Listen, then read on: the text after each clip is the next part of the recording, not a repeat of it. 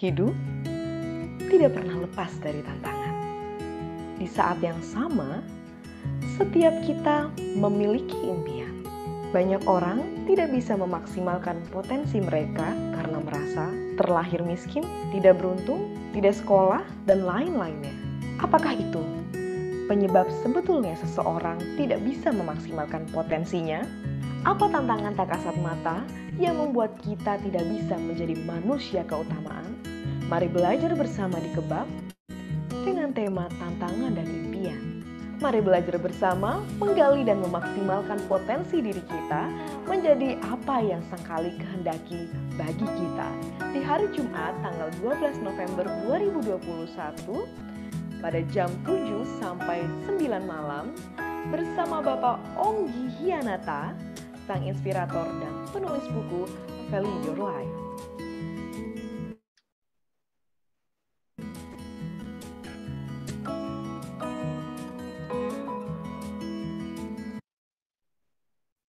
Ya, selamat malam. Selamat datang di Kebab, kelas belajar bersama. Saya menyambut setiap sahabat Circles yang pada malam hari ini hadir. Edisi pada hari ini, 12 November 2021, malam ini spesial, sahabat. Sebab kita akan belajar dan bercakap-cakap dengan seorang inspirator yang bukan hanya dikenal di dalam negeri, tapi juga di lebih dari 70 negara di dunia ini. Siapa lagi kalau bukan Bapak Onggi Hianata. Beliau adalah seorang inspirator, lahir di Tarakan, anak ke-8 dari 9 bersaudara. Semasa kecil, beliau dan keluarga menghadapi tantangan situasi keuangan yang tidak ideal. Beliau bahkan sampai mengumpulkan kayu bakar di hutan, bercocok tanam di ladang, beternak ayam, dan juga hewan-hewan lain. Onggi Hianata telah menghadapi banyak sekali badai dan tantangan dalam kehidupan ini. Tetapi beliau tidak menyerah. Seorang Onggi Hianata fokus pada mimpinya. Pada tahun 2001, Bapak Onggi Hianata mencapai financial freedom atau tidak perlu bekerja lagi untuk penghidupan beliau sehari-hari. Dan pada tahun 2003, beliau mendirikan EduNet Global dengan tajuk Value Your Life, sebuah bootcamp yang mengubahkan hidup banyak orang. Suatu training revolusioner, suatu training yang mengubahkan banyak hidup dari setiap insan. Suatu training revolusioner yang membantu ribuan orang dari 70 lebih negara di seluruh dunia ini. Sebelum saya mengundang beliau, mari kita saksikan video yang satu ini. President of John Maxwell's Consumer Division. I'm excited to be here with you for this really crucial, incredibly impactful time. Today you'll also learn from Onggi. Onggi is a great example of a top-level leader who doesn't just dream big about his potential, but he acts on it consistently. But it all started for Onggi with, you guessed it, an investment in personal growth. Give you amazing takeaways to grow your own business. And this is just the beginning. But for now, get a taste of the passion and unbelievable insight from Onggi. Let's check it out. Faith is seeing light with your heart when all your eyes see darkness. Faith holds the key to creating miracles and paving the way for success. Mr. Onggi Hianata can be hugely successful in his career for decades. I remember my dreams. One of my dreams is I want to go around the world to enjoy the feel of the world. That inspired me actually. Mr. Onggi believes that traveling around the world can broaden his horizons, bring him deeper insights. For many years, Mr. Onggi has been supporting many people to overcome all kinds of difficulties. He believes that what they have achieved today is the result of their strong faith. I think we must value our life in this short period of time. At the same time, also add value to other people. If we value ourselves, then we can add value to other people. This is another good thing for me. If I start my mind correctly, I can bring to the outer world better. So whatever I learn, whatever I know, I transfer into my team. Success is never ending. Building an excellent team and sharing business experience to help others succeed make Mr. Onggi's life more complete. I'm happy that can see people now enjoy their life living financially free and time free, life changing for them. When there is a will, there is a way. Success won't happen by chance nor with luck. As the power source for our dreams, faith will direct us to experience the journey of our life. I'm a person of persistence and never give up. Just say sometimes I fail, I will come back again. The most important thing is the mind, because everything is start from the mind. Knowledge is power, learning is superpower. According to me, applying what you learn is significant.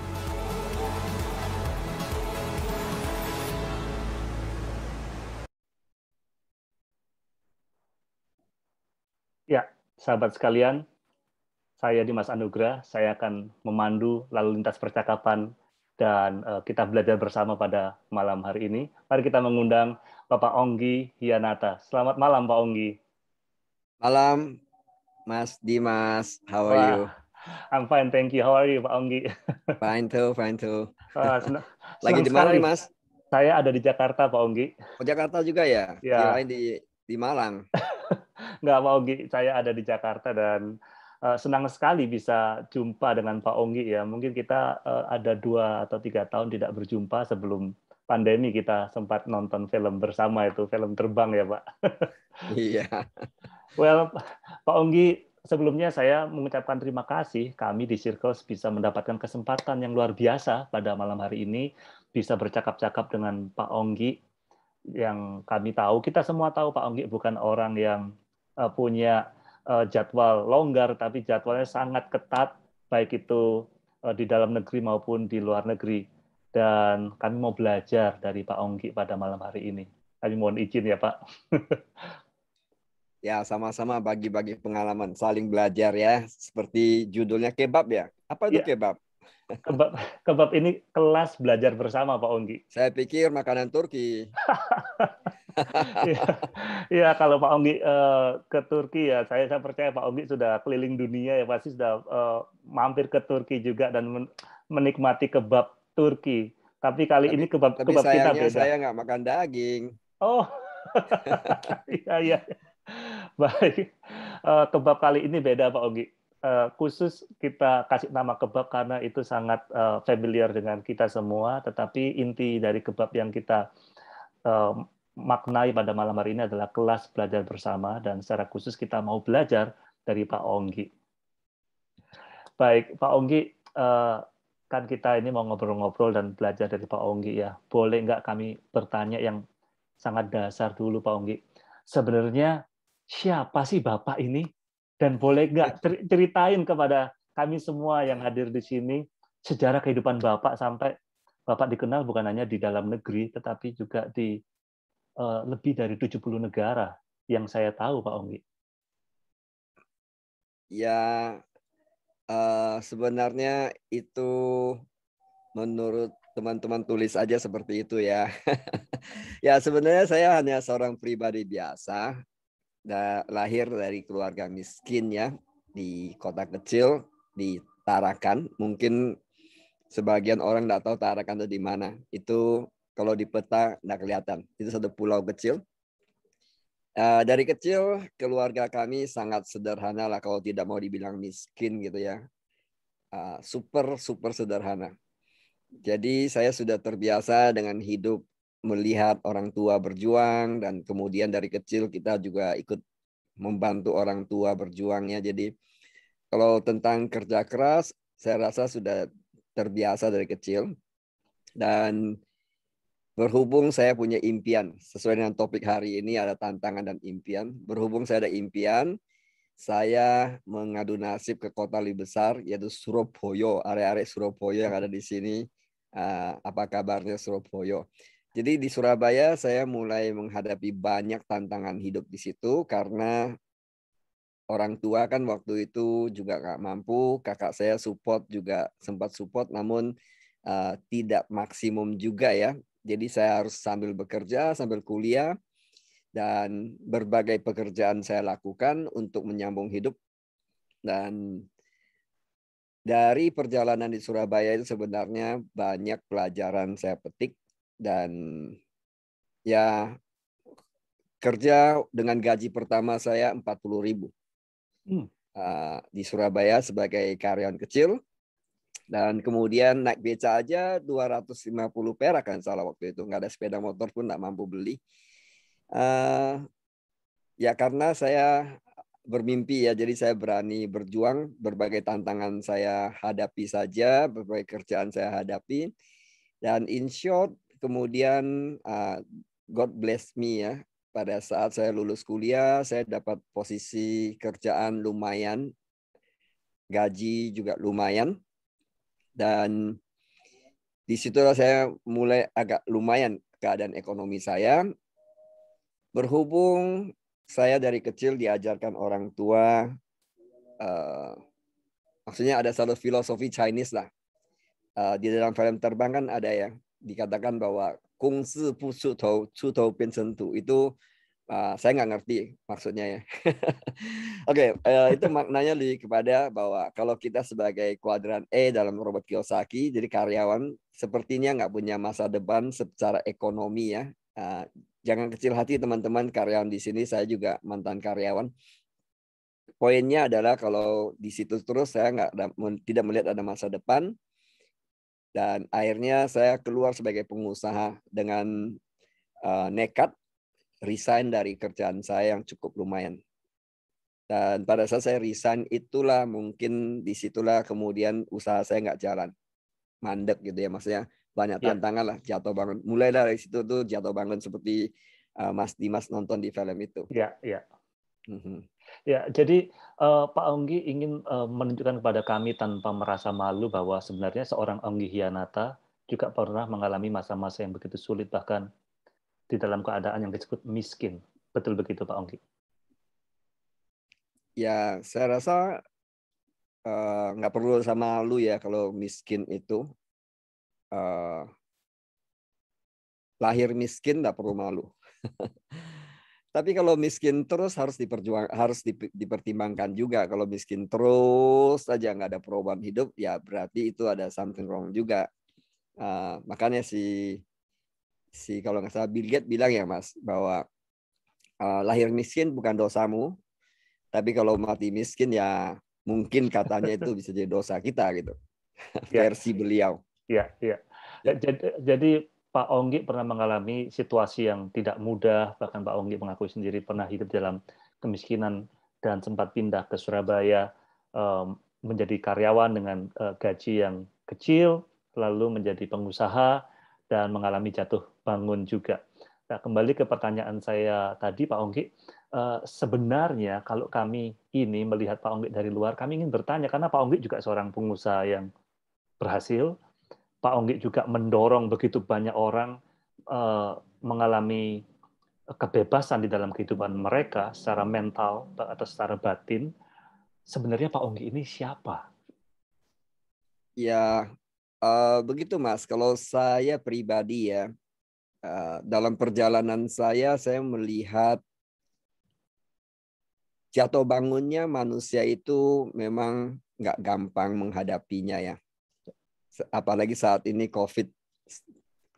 Saat ini saya bisa mengerti perasaan teman-teman yang sedang menghadapi tantangan finansial ya, pekerjaan.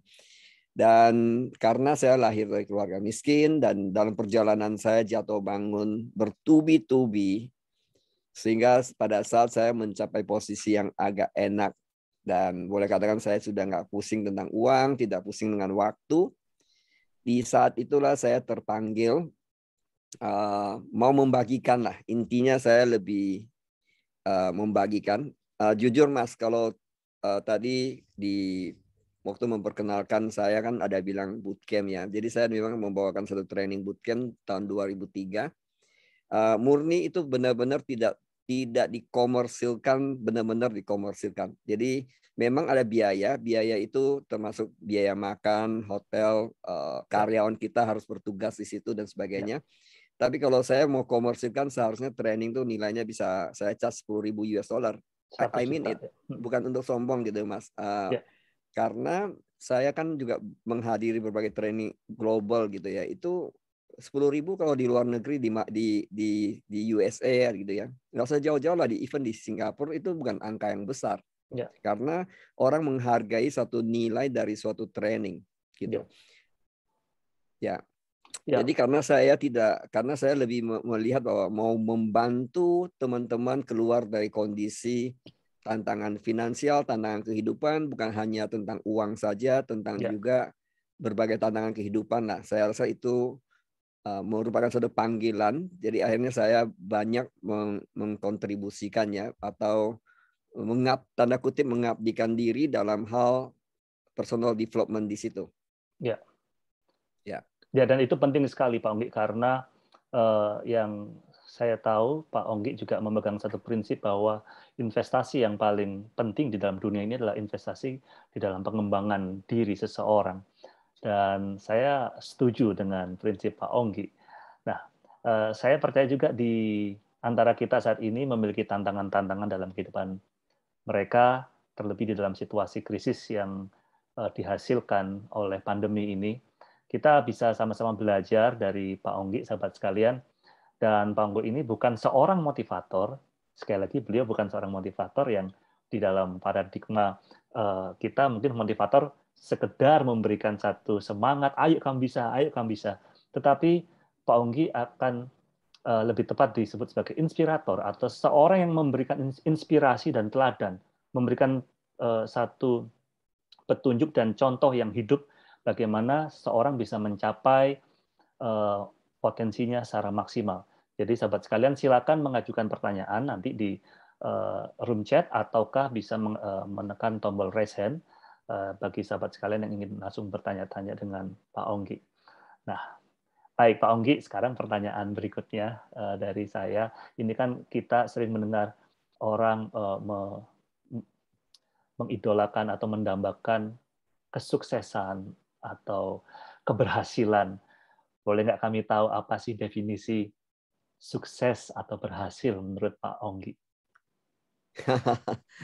Ya, kalau bicara sukses gitu ya, itu saya rasa sampai detik ini belum ada standar baku.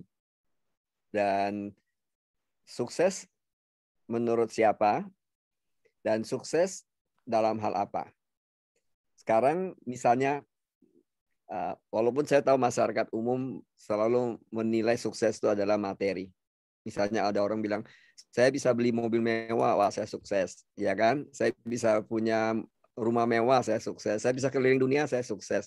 Atau bahkan juga mungkin orang bisa beli sepeda motor, saya sukses. Ya kan? Kalau standar yang dipakai itu memang tidak ada standar untuk itu ya. Dan buat saya, sukses yang baik itu mencakup banyak aspek seharusnya. Sayang sekali kalau misalnya kita selalu hanya menilai kesuksesan seseorang hanya secara materi atau sekedar popularitas gitu. Kalau itu saja yang dinilai, dan itu bahaya sekali. Saya lihat cenderung begitu saat ini, khususnya anak-anak muda ya, yang dengan uang, dengan handphone cari uang gitu.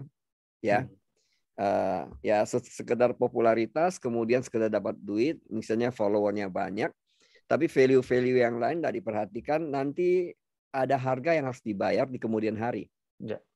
Semua itu ada harga yang harus dibayar. Ya, jadi kalau menurut saya sebaiknya pada saat perjalanan menuju finansial itu sudah harus dipersiapkan materi-materi yang lain, fondasi-fondasi yang lain. Misalnya nanti salah contoh fondasi mental ya, spiritual, bahkan juga fisik dan tata krama dan hal-hal semacam inilah. Kita nggak bisa jadi orang juga merasa sukses, yang orang lain merasa yang lain tidak ada value-nya. Jadi menganggap orang lain nothing, dia yang paling hebat gitu. Nah, ini sering terjadi. Nah, kalau ini kan value-value, banyak value yang lain dihilangkan, jadi hanya menuhankan gitu ya, memposisikan materi itu begitu agungnya. Nah, saya rasa itu paradigma ini mesti diluruskan menurut versi saya. Ya, saya senang sekali nih dengan penjelasan Pak Onggi ya, karena di dalam dunia kita saat ini, terutama generasi muda, menurut Pak Onggi, terjebak di dalam pemahaman sukses itu adalah sekedar memiliki materi. Tetapi ternyata Pak Onggi menunjukkan kepada kami semua, kesuksesan bukan hanya sekedar materi, tapi memiliki value. Wah, nanti kita akan bahas ini Pak Onggi, karena menarik sekali tentang value ini. Pak Ya, Onggi, contoh ya Mas, saya kasih simpel aja ya. Contoh simpel ya. Saya kurang lebih 2 minggu yang lalu, salah satu teman saya kirim saya satu video. Dia bilang, Pak, ini gila ya, era sekarang anak muda cari uang. Untuk popularitas dan untuk follower yang banyak, jadi mereka membuat makan ya. Makan itu ngawur gitu. Pokoknya makan apa saja, jumlah yang besar, banyak banget gitu makannya. Nah, di satu sisi dia jadi populer memang.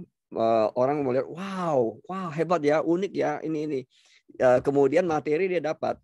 Tapi value-nya adalah, itu kan bisa jadi misleading. Nanti anak-anak muda semua cara makan seperti itu. Obesity terjadi. Ya kan? Nah, value materi dia dapat, tapi value nanti juga ada makan korban di situ. Contoh sederhana seperti itu. Banyak sih contohnya sebenarnya. Ya, bahkan ada cerita atau berita beberapa waktu lalu, belum lama ini, seorang artis medsos begitu yang menerima challenge dari pemirsanya untuk minum pestisida kalau tidak salah, dan dia meminumnya gitu, dan akhirnya dia meninggal di tempat. Saya sempat membaca itu di beberapa artikel. Sayang sekali. Ya, baik Pak Onggi, dalam situasi yang tidak mudah seperti sekarang ini, tentu kita memiliki impian dan kita memiliki tujuan dalam kehidupan kita. Pertanyaannya Pak Onggi, wajar nggak sih kalau kita ini punya impian yang tampaknya itu sulit diraih gitu Pak Onggi? Katakanlah seseorang yang ingin membahagiakan orang tuanya, keluarganya, tetapi merasa sulit karena aku terlahir dari keluarga miskin, aku tidak punya koneksi, aku berasal dari sekolah yang tidak favorit, sehingga apa yang dia impikan itu seakan-akan sulit diraih. Wajar nggak kalau kita tetap memiliki impian yang tampaknya sulit diraih, Pak Onggi?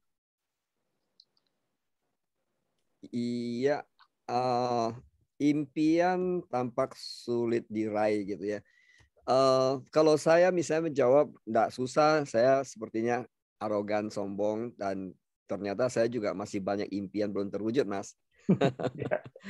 Walaupun saya pernah menulis goal ya atau impian itu yang besar-besar di tahun, kalau nggak salah tahun 1996 saya tulis. Di tahun 2001 saya terwujud semua satu persatu gitu. Tanpa kecuali lolos semua, lolos artinya tercapai satu persatu. Tapi bukan berarti bahwa saya adalah mencapai segalanya. Jadi mohon dimengerti, bukan seperti itu. Tapi kalau dibilang tentang misalnya orang terlalu takut terhadap impian dia, kemudian dengan alasan background tadi ya, kita dengar tadi kan misalnya saya pendidikannya kurang oke, atau penampilan fisik saya tidak menunjang, nggak pede, ya kan? Kemudian mungkin saya dari keluarga miskin, atau macam-macam lah argumen-argumen dan alasan itu. Kalau kita suka baca buku ya Mas Dimas, buku personal growth gitu, salah satu yang saya suka itu David Schwartz dalam bukunya Berpikir dan Berjiwa Besar. Menurut beliau itu adalah alasan aja. Di bab 2 ada bahas di situ. Jadi alasan untuk dia tidak kalau dia tidak mencapai impiannya dia, sehingga dia punya alasan untuk bela diri. Saya terlalu tua, saya terlalu muda, saya karena lingkungan saya tidak mendukung, keluarga saya tidak mendukung, orang tua saya tidak mendukung, bla bla bla bla bla bla. Dan pada intinya menurut David Schwartz itu adalah hanya dalih. Nah, sebenarnya kalau kita mau lebih jauh ya Mas, apa yang menyebabkan orang mencari dalih itu? Mungkin itu yang harus kita jawab. Mengapa orang mencari dalih? Itu yang harus penyebabnya apa? Penyebabnya dalih itu keluar kenapa? Kalau itu kan jelas dalih lah, karena sudah dikonfirmasikan pada ahlinya ya. Karena kalau kita kenal David Schwartz itu adalah orang yang di dunia internasional diakui dia adalah salah satu bapak inspirator dunia, motivator dunia, ya kayak gitulah. Beliau bilang itu dalih, dan saya secara pribadi saya juga setuju bahwa itu dalih, karena saya juga pernah di posisi yang dalih itu, mencari dalih. Ya kan itu umum lah Mas kan, misalnya ya papa saya nggak mendukung sih, istri saya tidak mendukung sih, ya kan kita sering dengar begitu. Ya, jadi sebenarnya adalah alasan yang dicari-cari ketika seseorang tidak berani atau merasa pesimis untuk mencapai impiannya, Pak Onggi ya. Sebab kita tidak bisa mengubah apa yang ada di belakang kita, gitu. Seperti kita terlahir dari keluarga seperti apa, pendidikan seperti apa. Tetapi apa yang Pak Onggi sudah teladankan adalah sebenarnya ada pilihan bagi kita untuk bisa keluar dari keterikatan atau pesimisme itu ya Pak. Ya jelas kita lihat ya Mas Dimas, kita lihat kalau memang kriterianya harus orang-orang seperti itu, harus misalnya didukung sama keluarga, harus didukung oleh kondisi, kemudian harus didukung oleh pendidikan. Kalau begitu orang sukses di dunia itu harus semua orang situ dong, dari kelompok itu dong. Tapi realita enggak loh. Ya. Kita lihat dari berbagai latar belakang yang kita bilang sukses kan bukan hanya materi saja. Kalau misalnya secara materi kita tahu lah, misalnya katakanlah misalnya kalau di Indonesia kita ada namanya Eka Cipta. Ya. Oke, kita ada namanya Lim Sio Leong zaman dulu, ya kan? Kalau kita lihat mereka apakah orang kaya? Apakah dari keluarga kaya? Apakah mereka berpendidikan tinggi? Ya. Enggak. Iya kan? Ya. Iya kan? Nah, kalau itu kalau dunia banyak lah. Even kita tahu juga, even seorang Bill Gates juga katanya drop out, ya kan? Ya. Mark Zuckerberg juga nggak selesai kuliah kalau nggak salah. Jadi nggak bisa jadi alasan itu sebenarnya. Ya, jadi dengan demikian sebenarnya apa Pak tantangan yang biasanya dihadapi seseorang untuk menggapai impiannya selain alasan-alasan tadi Pak Onggi? Ya, pengalaman saya sebenarnya ya di dalam saya ada satu training namanya bootcamp, saya menemukan banyak jawaban di situ, Mas. Ya. Jadi sebenarnya kita ada namanya energi gitu. Frekuensi energi itu mempengaruhi energi kita, mempengaruhi action kita. Jadi sebenarnya energi-energi negatif inilah sebenarnya tanpa disadari menghambat orang itu. Ya, kita lihat ya, ini mulai dari kita di perut ibu sudah mulai, energi negatif ini sudah mulai singgah ke benak seseorang, yang saya selalu tekankan bahwa di dalam subconscious mind kita kan, karena itu menurut para pakar bahwa hidup kita kan 90% dikontrol oleh subconscious mind kita. 5% dikontrol oleh conscious mind kita. Secara sadar kita kontrol 5% aja. Sebenarnya 90% itu dikontrol oleh subconscious mind yang tanpa kita sadari. Nah, itu sudah diprogram sejak di perut ibu. Ya, ibu yang sedang hamil menyaksikan film-film yang sangat sadis, sedih-sedih, tiap hari nontonnya adalah drama-drama yang isinya nangis, berantem dan semua. Itu semua yang ikut nikmati kan yang masuk ke subconscious mind si anaknya. Kemudian anaknya lahir dari bayi, dari kecil sudah dibilang bodoh. Berapa orang tua sering bilang anaknya bodoh. Nakal, bodoh, nakal, bodoh, ya kan? Nah, nakal dan bodoh itu menurut Mas Dimas itu energi positif atau energi negatif? Negatif tentunya, Pak. Iya. Dan Dan saya sangat percaya bahwa setiap kata punya kuasa. Ya kan? Nah, kalau kita sebagai ibunya ikut mendoakan anaknya bodoh, ya jangan heran anaknya nggak percaya diri. Iya dong. Ya. Nggak percaya diri kenapa? Ya orang tua aja bilang dia bodoh, kakaknya bilang bodoh. Kemudian teman mainnya bilang dia bodoh. Belum lagi ketemu sekolah di gurunya bilang dia bodoh. Itu kan berlanjut terus sampai dia dewasa. Teman-teman mainnya semua bilang dia bodoh misalkan. Ya, ya. Ya kan? Ya. Begitu di kuliah juga menghadapi tantangan yang sama, hidup di masyarakat tantangan yang sama, dan kemudian kerja di kantor juga mungkin dibodoh-bodohi sama temannya atau atasannya.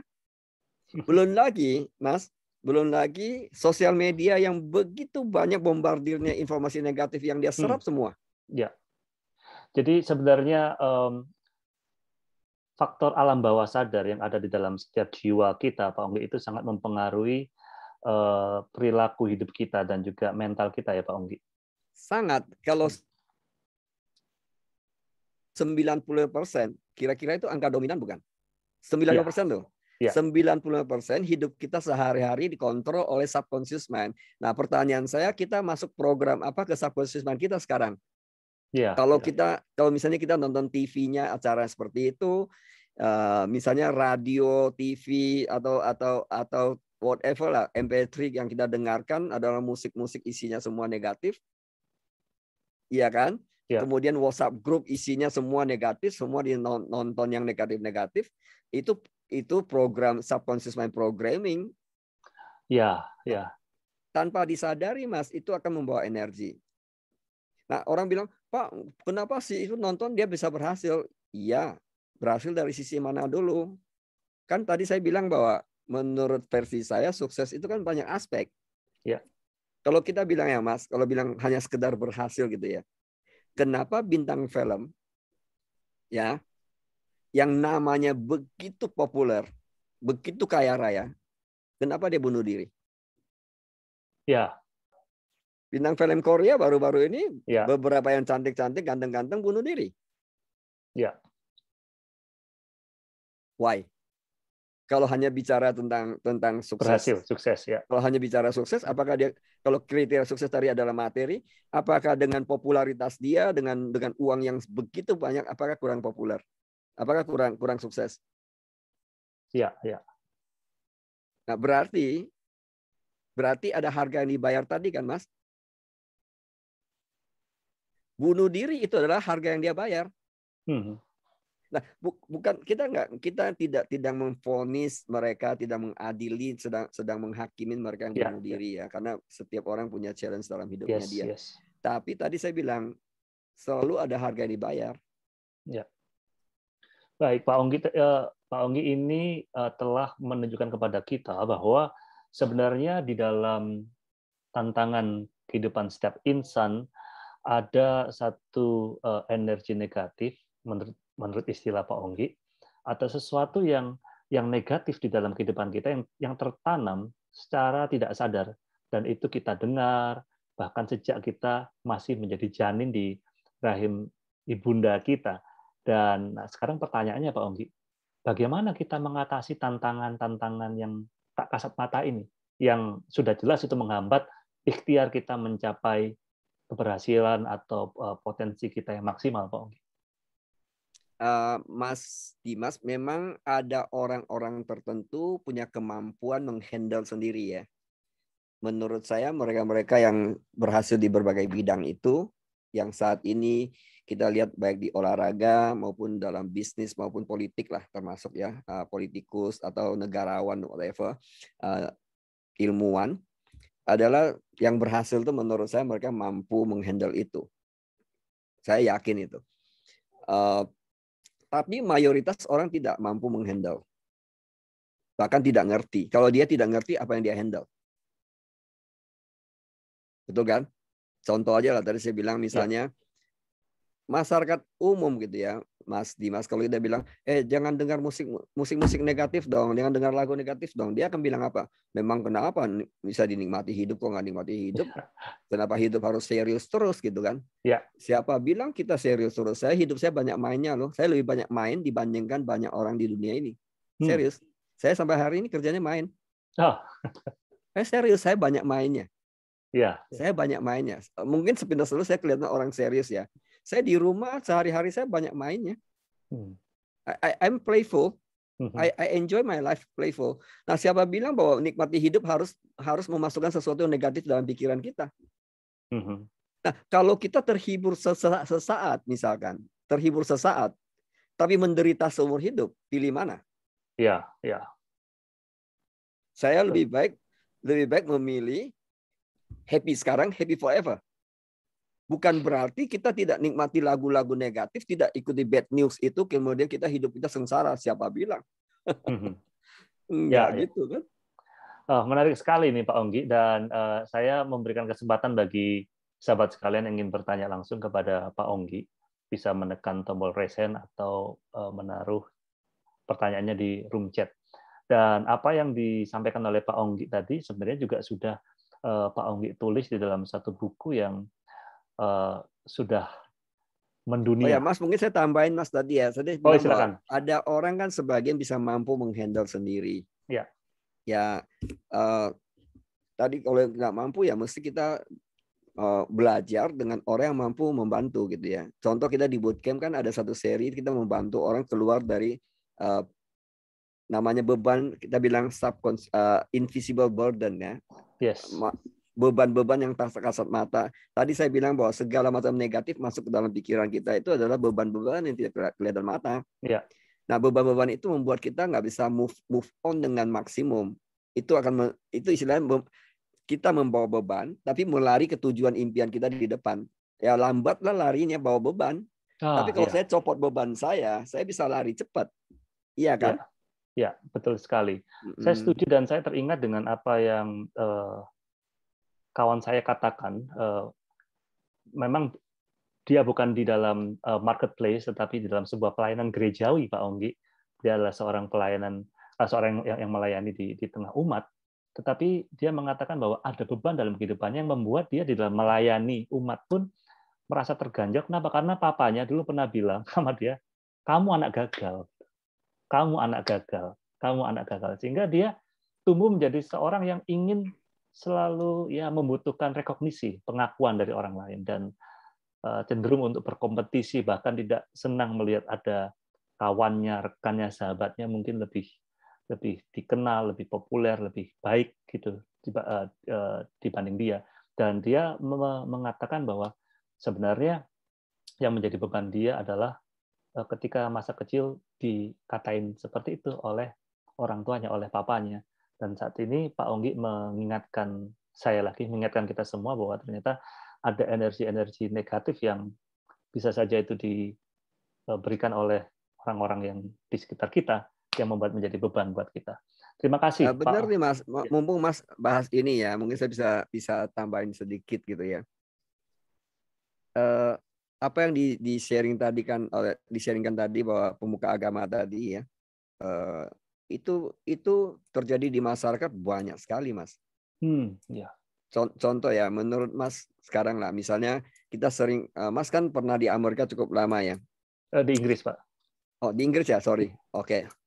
Ya, kita lihat di Amerika itu sering terjadi pembunuhan dengan senjata gitu ya. Anak kecil didor-dor gitu, ya kan? Yes. Yang dor itu bukan orang miskin loh. Dan kadang bukan orang yang tidak berpendidikan loh. Ya.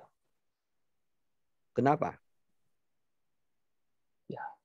Berarti ada program sebelumnya dia punya mind terprogram di waktu dia muda, waktu dia kecil. Kekecewaan yang dia tidak sadarin, banyak orang kecewa bahkan dia nggak sadar dia kecewa. Ya. Ini yang paling celaka. Orang kecewa tidak sadar kalau dia kecewa. Ya. Nah, segala sesuatu mesti ada istilahnya whatever negative in, negative out, positive in, positive out. Ya. Itu hanya masalah waktu meledak. Nah, teman-teman kita yang orang-orang yang bunuh orang tanpa perasaan itu bukan orang jahat sebenarnya. Mereka orang baik, cuma dikecewakan oleh kehidupan. Dan akhirnya menghasilkan tindakan seperti itu, Pak Onggi, ya. Selalu ada diekspresikan. Tadi kan pendeta bilang bahwa saya sampai nggak suka lihat orang sukses. Iya kan? Nah, apakah banyak terjadi di masyarakat? Banyak orang. Saya pernah punya mobil gitu ya, di baret orang gitu, baret gitu, di mall. Padahal orang yang baret mobil saya nggak kenal saya nggak kenal dia kan? Kenapa dia baret mobil saya? Sakit kan? Ya. Ada kesakitan, ada dalam hal ini menyangkut kejiwaan.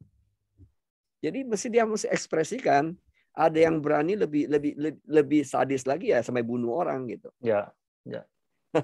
Ya, dan ini menjadi keprihatinan bagi kita semua, Pak Onggi, ya. Baik, rekan sekalian, bagi rekan yang ingin tahu tadi apa yang sempat disinggung mengenai energi negatif atau tantangan-tantangan tak kasat mata yang sebenarnya itu sudah umum sekali, tetapi mungkin kita tidak menyadarinya. Sahabat sekalian itu bisa membacanya dalam buku yang diterbitkan Pak Onggi tahun 2019 yang lalu kalau tidak salah, yaitu Value Your Life. Ini buku yang sangat baik, sangat bagus, dan saya membacanya, saya terbuka, saya merasa mendapatkan satu awareness dari buku ini, buku yang sangat mudah dibaca tetapi memiliki nilai-nilai yang sangat baik untuk kita terima, untuk kita hayati, sahabat sekalian. Dan buku ini sudah diterjemahkan di dalam bahasa Inggris dan Perancis. Nah, bagi sahabat yang ingin membacanya di dalam bahasa Indonesia, sahabat bisa mendapatkannya atau membelinya melalui flyer atau poster yang sudah terpampang di layar monitor kita. Dan buku ini terpilih menjadi buku yang dibahas oleh Kick Andy beberapa waktu yang lalu.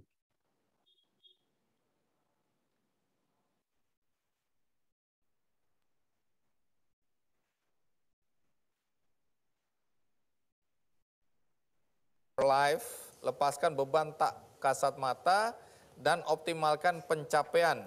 Penulisnya adalah Pak Onggi Hianata. Beliau ini punya concern juga untuk meningkatkan kesejahteraan masyarakat. Dan buku bagus ini, apakah semua sudah menerimanya? Apakah semua bahagia? Baik. Value Your Life. Baik.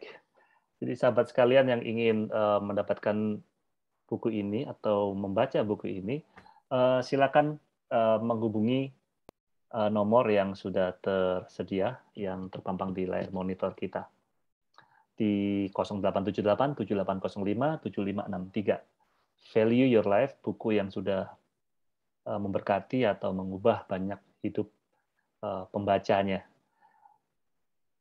Baik, Pak Onggi, bersama dengan kita saat ini sudah ada penanya yang siap untuk menanggapi atau bahkan mungkin belajar secara langsung ini dari Pak Onggi. Ada Sis Lisa. Silakan Sis Lisa ingin bertanya pada Pak Onggi. Oke, ya terima kasih Mas Dimas. Selamat malam, Pak. Maaf, saya tetap off kamera ya. Oke, silakan. Menarik sekali diskusi malam hari ini. Saya termasuk salah satu yang memang berlatar belakang ya tidak jauh beda dengan narasumber kita malam hari ini, tetapi berangkat dengan penuh impian gitu ya kira-kira. Tetapi benar bahwa kita perlu keluar dari pesimistis itu. Tapi jujur karena saya juga dari desa gitu ya, realitas yang saya lihat gitu. Kemiskinan di desa itu tampaknya sesuatu yang tidak bisa kita samakan dengan kemiskinan di kota gitu ya.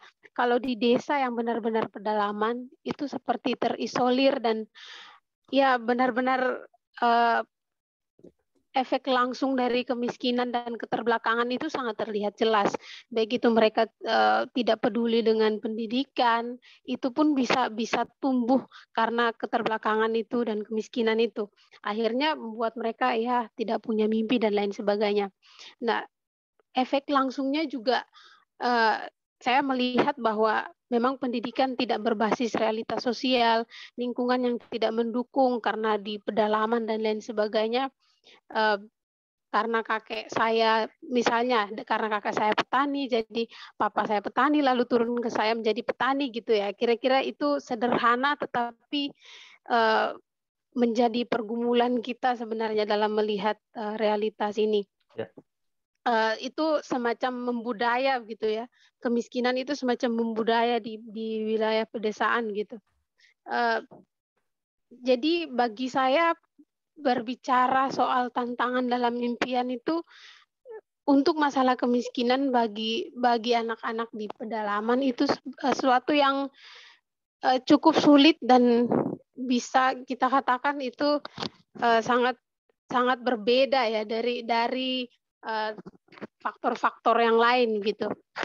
Saya rasa itu perlu perhatian khusus dan kira-kira langkah apa yang perlu kita lakukan, karena bagi saya kalau semacam sosialisasi atau apapun itu saya rasa masih kurang cukup bagi mereka. Karena mereka kemiskinannya yang sudah kita katakan lingkungannya tidak mendukung, pendidikannya tidak berbasis realitas sosial, mereka yang mereka hadapi di rumah dan di lingkungan itu apa, yang di sekolah ajarkan apa gitu kan, sesuatu yang sangat bertolak belakang gitu kira-kira. Jadi saya minta penjelasan dari Bapak. Terima kasih. Ya, silakan Pak Ogi. Ya, Lisa. Menarik ya, Lisa tadi bilang kakek petani, papa petani, saya petani. Sebenarnya nggak ada salah dengan petani, tapi pertanyaannya Lisa, misalnya Lisa sendiri, apakah puas sebagai petani? Kalau nggak puas, berarti ada mimpi yang lain seharusnya kan?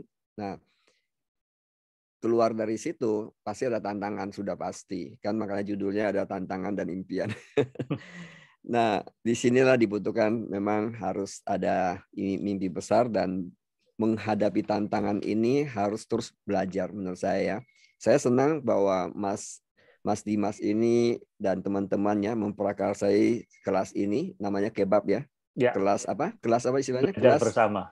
Kelas belajar bersama. Ini salah satu, menurut saya ini salah satu movement yang sangat positif, yang saya sangat mendukung. Oke. Nah, kalau tanya tentang masalah masyarakat desa yang miskin dan sebagainya, itu memang ada urusannya dengan pemerintah, tapi juga bukan 100% urusan pemerintah juga. Sebenarnya juga masyarakat semua termasuk kita ini punya tanggung jawab, misalnya merasa bertanggung jawab untuk itu ya, kita terus mengkumandangkan misalnya kebab ini suatu saat diperluas terus sampai ke desa-desa, why not, ya kan? Yes. Nah, contoh ya, saya kan pelajari juga, kalau kita semua tahu lah, Cina sekarang negara yang sangat maju bukan? Ya. Yang menakjubkan bukan? Ya. Nah, saya dengar itu Xi Jinping presidennya, dia sangat pay attention pada masyarakat miskin di desa. Dia bangun desa, bahkan dia turun sendiri, dia sampai ke desa-desa yang terpencil, dia turun loh, dia datang ke sana. Dia menyapa masyarakat di sana, dia mengkasih support masyarakat di situ, dan dia dan dia juga sadarkan pemimpin daerah sana bahwa harus bangkit dari kemiskinan, dan memang harus itu terjadi. Nah, teman-teman yang ada di politik itu ya, misalnya yang bergerak di dunia politik itu. Nah, politik itu bagus, tapi kalau politik hanya untuk kepentingan kantong pribadi ya mungkin jangan, better masih banyak profesi yang lain gitu ya. Nah, kalau misalnya terpanggil itu, sebenarnya salah satu tugasnya politisi juga. Iya dong. Tugasnya MPR, DPR juga ada di situ. Betul nggak? Nah, Mas Dimas kan juga bergerak di bidang itu. Nah, ini seharusnya ikut bekerja. Jadi kalau semua ikut bekerja seperti itu, ya paradigma berpikir tentang miskin itu mesti dirubah. Bahwa miskin itu bukan kutukan loh. bukan kutukan, bukan. Dan lagi pula kalau misalnya sekitar saya miskin, saya tidak mesti harus miskin. Ya. Nah ini sebenarnya kalau mau jawab ini luas lah, Lisa. Jadi jawaban saya yang sederhana ini memang tidak memuaskan, saya yakin. Tapi kalau mau memuaskan itu memang melibatkan banyak pihak, Lisa. Ya. Baik, terima kasih Pak Onggi dan Sis Lisa yang sudah memberikan respons. Kita ke Bengkulu, Pak Onggi, ada Bapak Hakim dari Pengadilan Tinggi Bengkulu, Pak Agus Yuni mungkin memberikan tanggapan. Silakan Pak Agus. Assalamualaikum warahmatullahi wabarakatuh. Waalaikumsalam warahmatullahi wabarakatuh. Selamat malam dan salam sejahtera untuk kita semua. Pak Onggi, saya sangat respect sekali dengan pemikiran-pemikiran Pak Onggi tentunya. Hanya kadang-kadang di lapangan betul, saya setuju dengan pernyataan Mas Dimas di awal bahwa kalau orang itu tidak bermateri, orang tua selalu memberikan nilai gagal, itu kan selalu. Dan itu bukan hanya di dalam kehidupan masyarakat, tapi juga di dalam kehidupan bernegara juga seperti itu, kan itu. Sehingga pemikiran rakyat dengan pemikiran negara itu ukurannya sama. Ini kan agak kesulitan kita mengubah itu. Apakah mungkin dan bisa kita mengembalikan pengertian daripada sukses atau berhasil itu seperti pemikiran yang Pak Onggi sampaikan. Karena bagi umpamakan Pak Pendeta atau Pak Ustadz di kampung, sekalipun dia tidak punya duit, dia merasa bahagia, berhasil dan sejahtera, kan gitu. Itu yang pertama. Saya ingin mendapat penjelasan dari Pak Onggi, kan. Saya dikotomiskan sedikit antara masyarakat dengan negara, kan gitu. Yang kedua, seperti yang disampaikan Mbak Lisa tadi, istri saya kepala desa di kampung dusun jauh sekali, Mas Dimas. Ya. Yang masyarakatnya itu mungkin saya tengok S2-nya itu ada 1. S1-nya ada 27, itu dari penduduk 7.000.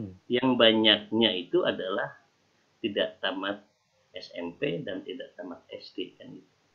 Padahal itu di daerah Jawa, ya kan? Di Jawa, Majalengka lah gitu, Majalengka, satu desa. Itu yang pertama mendorong saya, kamu jadi kepala desa di situ, kan gitu. Kamu bangun desa itu dan jadi, kan gitu.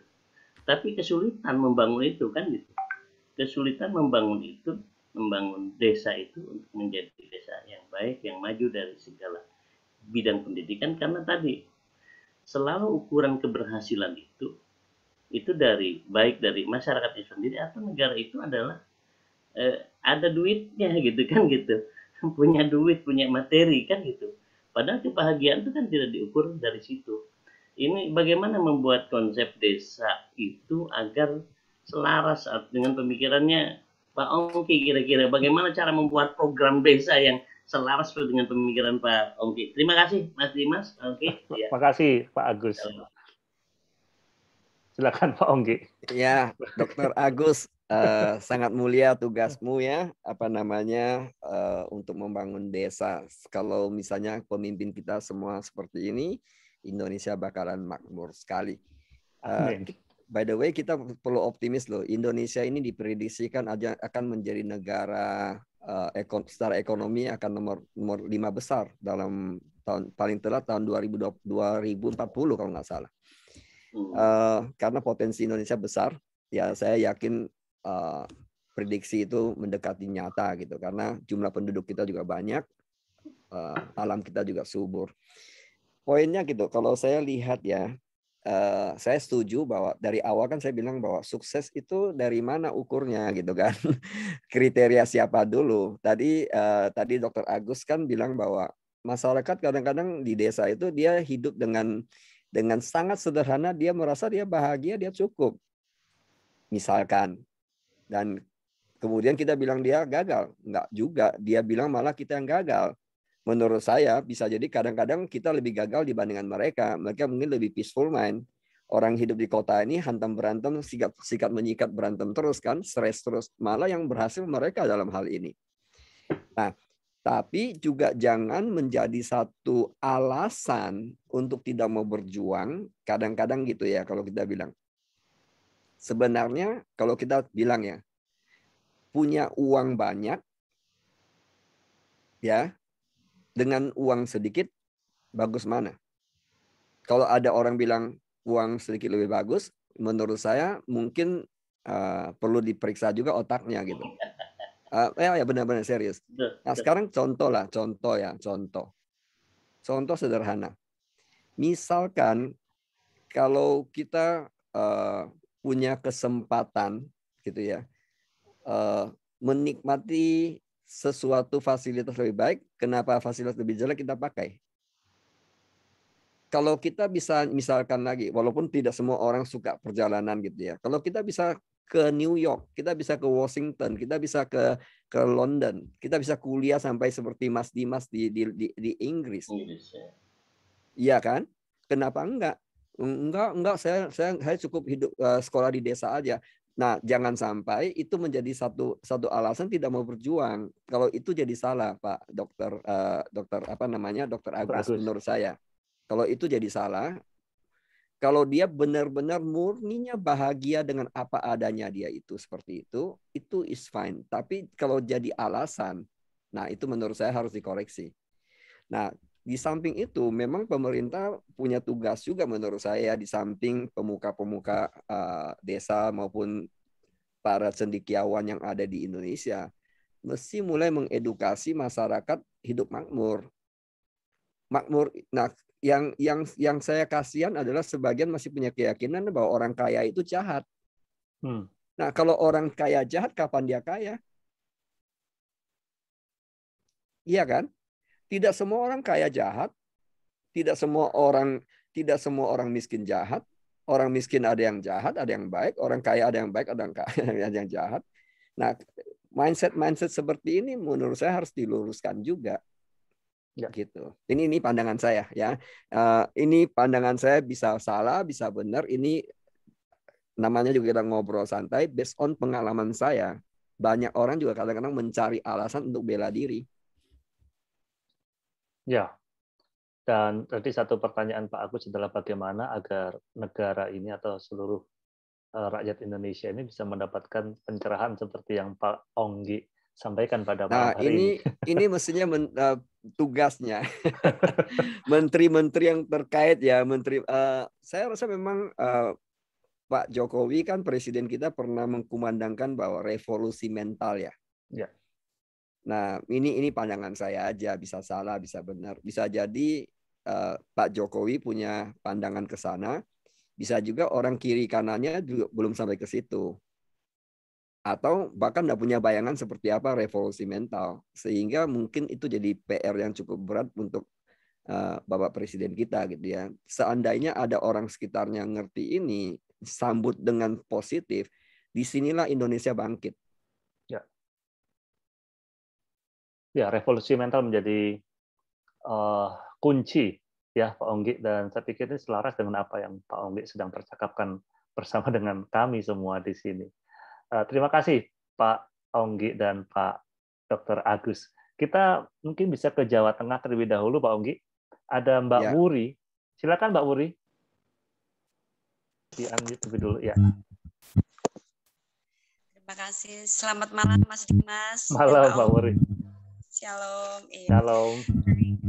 Saya mau menyampaikan pertanyaan juga kepada Bapak Onggi. Bagaimana kita meraih mimpi kita dengan begitu banyak tantangan, khususnya ketika kita sebagai pemimpin, kita bertemu dengan orang yang kita bina, di mana latar belakangnya banyak sekali dibanding-bandingkan. Nah, jadi itu terkait tadi Pak Onggi sampaikan masa lalu.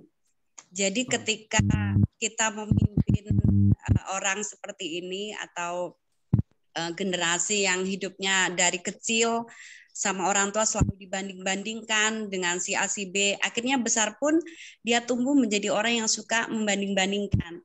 Nah, kadangkala kita sebagai pemimpin untuk menjangkau mereka, kita pun juga menjadi korban perbandingan. Walaupun kadang-kadang kita tahu bahwa itu di bawah alam sadar dia karena memang hidupnya dari kecil selalu mengalami perbandingan sehingga dia harus ketika besar pun dia nggak sadar bahwa dia juga membanding-bandingkan pemimpin satu dengan yang lain. Jadi sehingga kita kadang-kadang menguras energi hanya untuk menyampaikan hal-hal positif kepada orang yang kita bina. Yang pertama. Kemudian yang kedua, kembali lagi terkait dengan masa lalu seseorang.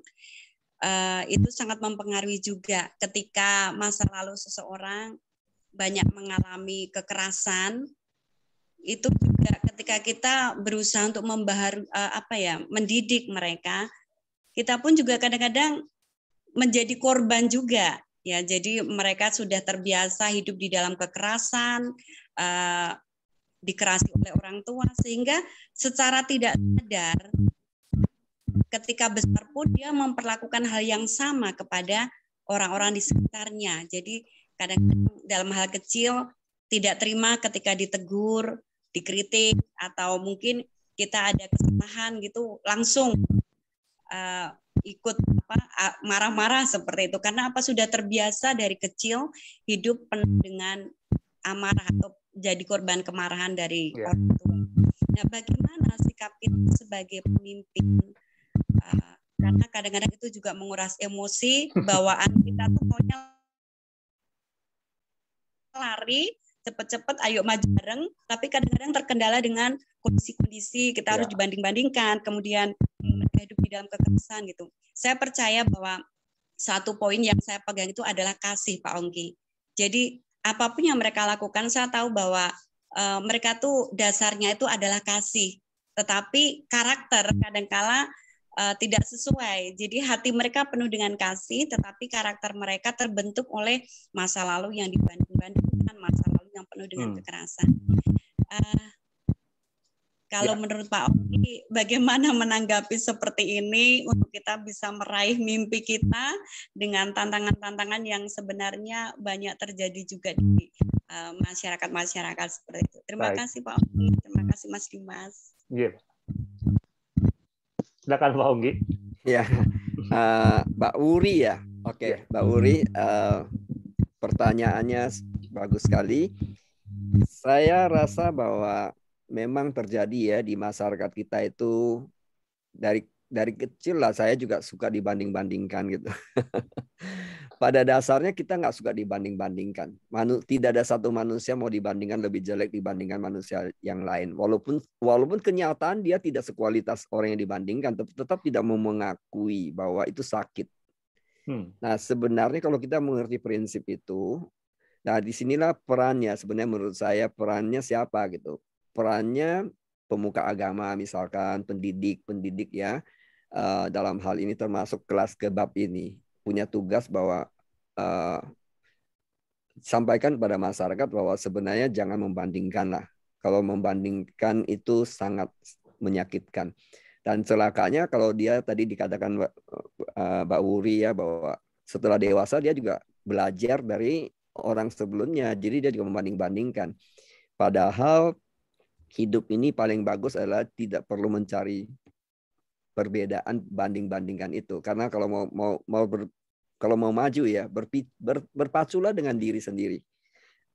Kalau ada orang lebih berhasil kita syukurin. Serius, I mean it. Saya setiap lihat orang berhasil dari saya benar.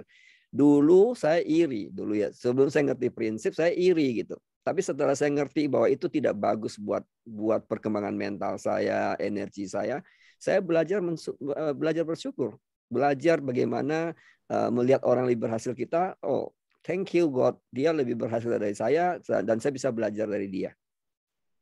Oke, dan jangan bandingkan. Memang itu harus saya itu penting tentang kekerasan ya. Ini pengalaman saya di bootcamp. Saya menghandle bootcamp itu sejak tahun 2003.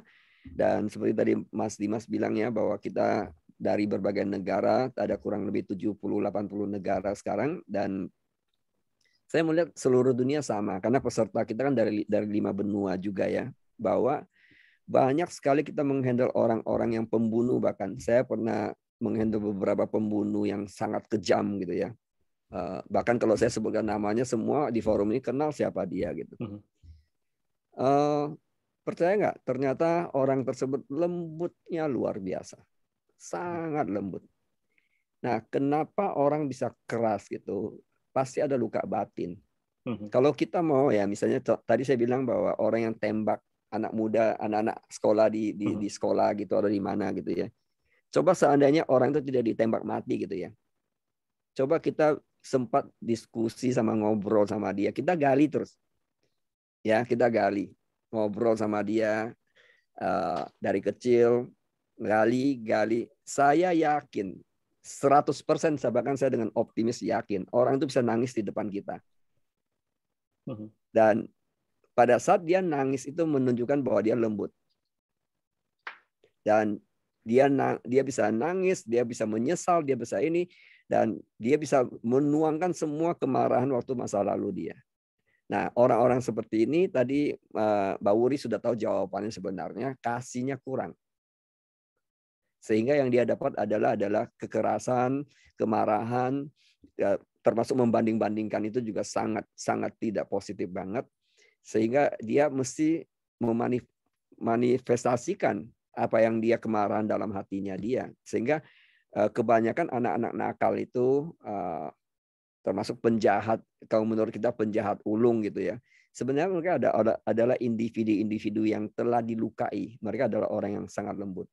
Itu yang saya percaya, memang love is the answer. Cintai mereka. Ya. Love is the answer. Ya, kasih adalah jawabannya. Seperti yang Bu Wuri tadi katakan. Dan Pak Onggi, terima kasih atas jawabannya, dan Mbak Wuri yang sudah menanyakan pertanyaan yang sangat baik tadi. Sebelum kita ke penanya berikutnya, ke Pak Hengki Tompo, saya teringat Pak Onggi tentang satu film yang dirilis tahun 2018 lalu, Pak Onggi, Terbang Menembus Langit. Itu sebuah film yang sangat bagus ya. Kalau tidak salah itu memperingati 20 tahun kerusuhan tahun 98 kalau nggak salah. Tetapi film ini lebih dari itu, menceritakan tentang kehidupan Pak Onggi, di mana terlahir dari sebuah keluarga yang sederhana. Kalau tidak boleh dibilang miskin, kata Pak Onggi, di Pulau Tarakan, yang kemudian melanjutkan studi dan meraih gelar sarjana di Surabaya. Tetapi bukan hanya itu.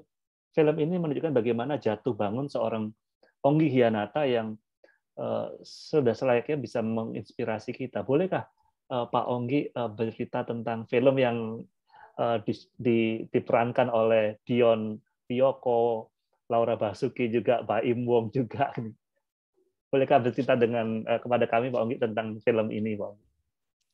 Ya, sebenarnya film itu lebih banyak bicara tentang perjuangannya, banyak sengsaranya film itu. Dan sebagian nonton film itu bilang, Pak, kok endingnya begitu? Sepertinya nggak ada rewardnya kan? Ya, memang mungkin sutradaranya punya tujuan akan film itu buat bersambung seri berikutnya ya. Jadi memang belum ada rewardnya, lebih banyak berjuang, terakhir bisa beli AC mati lampu pula ya kan. Nggak mampu bayar listrik gitu kan. Jadi nah, tapi rewardnya mana gitu. Mungkin rewardnya di seri kedua lah ya, kalau Tuhan mengizinkan gitu. Jadi sebenarnya film itu banyak pesan moral, khususnya. Jadi film itu dibuat ada tujuannya, bukan sekedar untuk komersil. Kalau dibilang secara komersil, malah kan film itu rugi gitu ya. Tapi dari aspek kontribusi menurut saya sangat contoh ya, ini contoh. Percaya nggak? Saya punya asisten rumah tangga yang bekerja dengan saya saat ini. Terus dia cerita papanya nonton film Terbang. Oke. Dan papanya katanya sukses setelah nonton film Terbang itu, dia sukses menjadi seorang pengusaha. Nah, asisten rumah tangga saya ini bukan orang miskin dari keluarga mampu. Saya nggak tahu kenapa dia mau bekerja di sini gitu ya. Nah, pada saat dia bilang bahwa papanya nonton film Terbang, setelah nonton film Terbang, dia memberanikan diri menjadi seorang pengusaha, dan sekarang adalah salah satu pengusaha sukses, kalau nggak salah bahkan ekspor import seperti itu. Dan itu salah satu kebahagiaan yang saya dengarkan gitu ya, bahwa film itu memberi dampak. Nah, saya nggak tahu dampak yang lain-lain kemana lagi, tapi kalau nggak salah hampir 2-3 tahun terakhir ini kan setiap 17 Agustus diputarkannya, kalau nggak salah ya. Nah, menurut saya itu juga salah tambahan value lah. Jadi sesuatu yang ada value-nya bisa add value pada orang lain, saya happy to do that. Gitu. Ya. Ya, itu film yang sangat baik. Saya sendiri sampai nonton 2 kali, Pak Onggi, film itu. Dan alurnya bagus, tertata. Intinya bagaimana perjuangan seorang Onggi Hianata yang dari, let's say, bukan siapa-siapa, bukan apa-apa, akhirnya menjadi orang yang mulai beranjak menemukan hidupnya, gitu ya, menemukan jalan hidupnya, walaupun banyak sekali tantangan yang dihadapi. Terima kasih Pak Onggi untuk film itu, karena sudah menginspirasi banyak orang, termasuk saya juga menjadi semangat nonton film itu. Jadi teman-teman sekalian yang mau nonton film Terbang Menembus Langit, silakan. Nanti sudah ada di YouTube kalau nggak salah Pak Onggi ya, atau ya sepertinya ada di YouTube ya, ada di YouTube. Ya, silakan tonton ya, sahabat sekalian. Baik, kita ke penanya berikutnya. Ini Pak Onggi, ada Bapak Hengki ya. Silakan Pak Hengki, bisa di-unmute terlebih dahulu. Pak Hengki Tompo. Mungkin Pak Hengki masih bersama dengan kita. Ya, silakan Pak. Silakan. Terima kasih kesempatan yang luar biasa, teman narasumber yang luar biasa. Bagaimana Bapak melihat kalau keseluruhan sebagai karakter building bangsa kita kan mentalitas anak, bagaimana dengan sistem pendidikan kita gitu loh? Sejak SD, tugas demi tugas, menghafal segala macam, anak-anak itu belum ditanamkan bermimpi tinggi gitu loh. Belum lagi sejarah bangsa kita tuh seperti sejarah kekalahan demi kekalahan gitu loh. Bangsa yang kalah gitu. Padahal ada kelimpahan warisan daya alam segala macam, dan kita dibikin paradoks dengan itu mental kita mental kalah gitu loh. Ya. Itu nggak sadar kita ke depan mental kalah terus. Beda dengan Jepang kan, Korea, Cina tuh, orang Korea itu nasihatin anaknya, kamu jangan malas kayak orang Jepang ya. Jepang ampun ratingnya kan. Nah, kita Indonesia tuh nggak ada pendidikan seperti itu. Pendidikan cuma kebetulan saya ini orang kampung, orang desa yang pulaunya tidak ada di atlas. Tapi nggak sadar saya waktu sama dong Pak Hengki. Pulau nggak ada di atlas. Untuk bisa nyebrang pakai kapal zaman itu tuh risikonya mati, tenggelam, rata-rata kapal tenggelam. Di kota mana kita Pak tuh lolos. Pak Hengki di mana? Saya di Pulau Siau. Bapak pernah dengar nggak? Pulau Siau nggak ada kan? Di mana itu? Pulau Siau di Sulawesi Utara, dekat Filipina. Dekat Filipina, oke. Salah satu pulau di jarang kasarnya terlaut. Nah itu zaman itu jarang ada kapal ke Jawa tuh, belum sebulan sekali kali ya. Dan saya ke Jawa nekat berangkat sendiri, nggak ada keluarga, nggak ada tiket, nggak ada. Nekat aja. Tapi karena apa? Waktu kecil saya nggak sadar di kebun-kebun tuh mimpi dunia tuh lebar ya.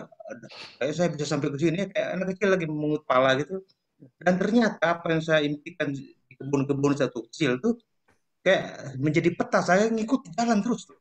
Atau akhirnya saya bisa kuliah tanpa uang orang tua sampai S3. Sepeser pun nggak ada uang orang tua tuh. Mereka aja jalan terus dah. Bisa sampai di Jakarta, dan dibutuhkan orang Jakarta di mana-mana. Ya kira-kira pendidikan itu bisa apa yang kira-kira yang kurang dalam pendidikan anak-anak kita itu? Sehingga semua itu warga, anak bangsa tuh menjadi beban negara, bukan aset negara gitu loh. Makasih, kira-kira itu.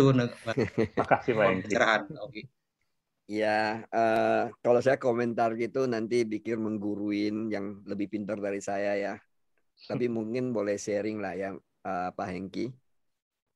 Saya pernah dengar dari satu pembicara di Amerika. Jadi suatu saat dia menginterview guru di sekolah tertentu ya. Tidak semua di Amerika seperti itu. Ini hanya sekolah-sekolah tertentu gitu. Dan sang guru bilang gitu. Setiap hari saya tanya murid saya, apa impianmu? Kalau anak itu tidak bisa jawab, dia minta dia pulang. Hari ini nggak ada sekolah, kamu pulang. Keren kan? Jadi kalau anak itu tidak bisa menjawab apa impianmu, gurunya minta dia pulang, nggak usah sekolah dulu hari ini. Jadi anak tuh kasih tugas lagi, pulang cari impiannya apa. Kenapa kemudian di interview guru-guru di situ ternyata lulusan anak-anak di situ itu memang prestasi yang luar biasa. Makanya di interview kenapa kok bisa begitu. Sebenarnya ini ada satu showcase yang bagus menurut saya. Apabila misalnya kita punya keberanian ya, misalnya merubah paradigma atau konsep kurikulum kita gitu, minimum ditambahkanlah pendidikan mental, karakter, leadership dan sebagainya dan kawan-kawan lah. Intinya personal development adalah part of the education di dalam pendidikan resmi. Menurut saya ini akan luar biasa karena kalau kita perhatikan edukasi yang kita terima saat ini ya, majority mungkin ada yang berkaitan dengan mental, spiritual kecil banget, tapi mayoritas kita dididik untuk kejar ke IQ-nya, istilahnya IQ, bukan EQ-nya. Nah, kalau kita perhatikan masyarakat yang berhasil itu adalah orang-orang yang bukan IQ tinggi saja yang bikin dia berhasil, tapi lebih kepada EQ-nya tinggi. Kalau dia mau dibilang saya IQ-nya sedikit jongkok gitu ya. Dulu kenapa terbukti saya IQ jongkok, bahwa saya di sekolah itu nggak dipandang orang. Artinya IQ saya nggak tinggi-tinggi banget kan. Dan tapi lumayan saya punya EQ dan emotional question itu bisa dipelajari, bisa diimprove itu. Nah, apabila misalnya kita memberanikan diri, misalnya suatu saat saya nggak tahu Mas Dimas jadi menteri gitu, pendidikan, misalnya memasukkan salah satu kurikulumnya adalah tentang personal growth. Kalau itu terjadi, wow, negara ini akan menjadi salah satu negara yang sangat kuat di dunia. Itu yang saya percaya. Personal growth.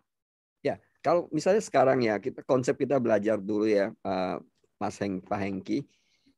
Ibu kota Indonesia Jakarta, ibu kota Cina Beijing.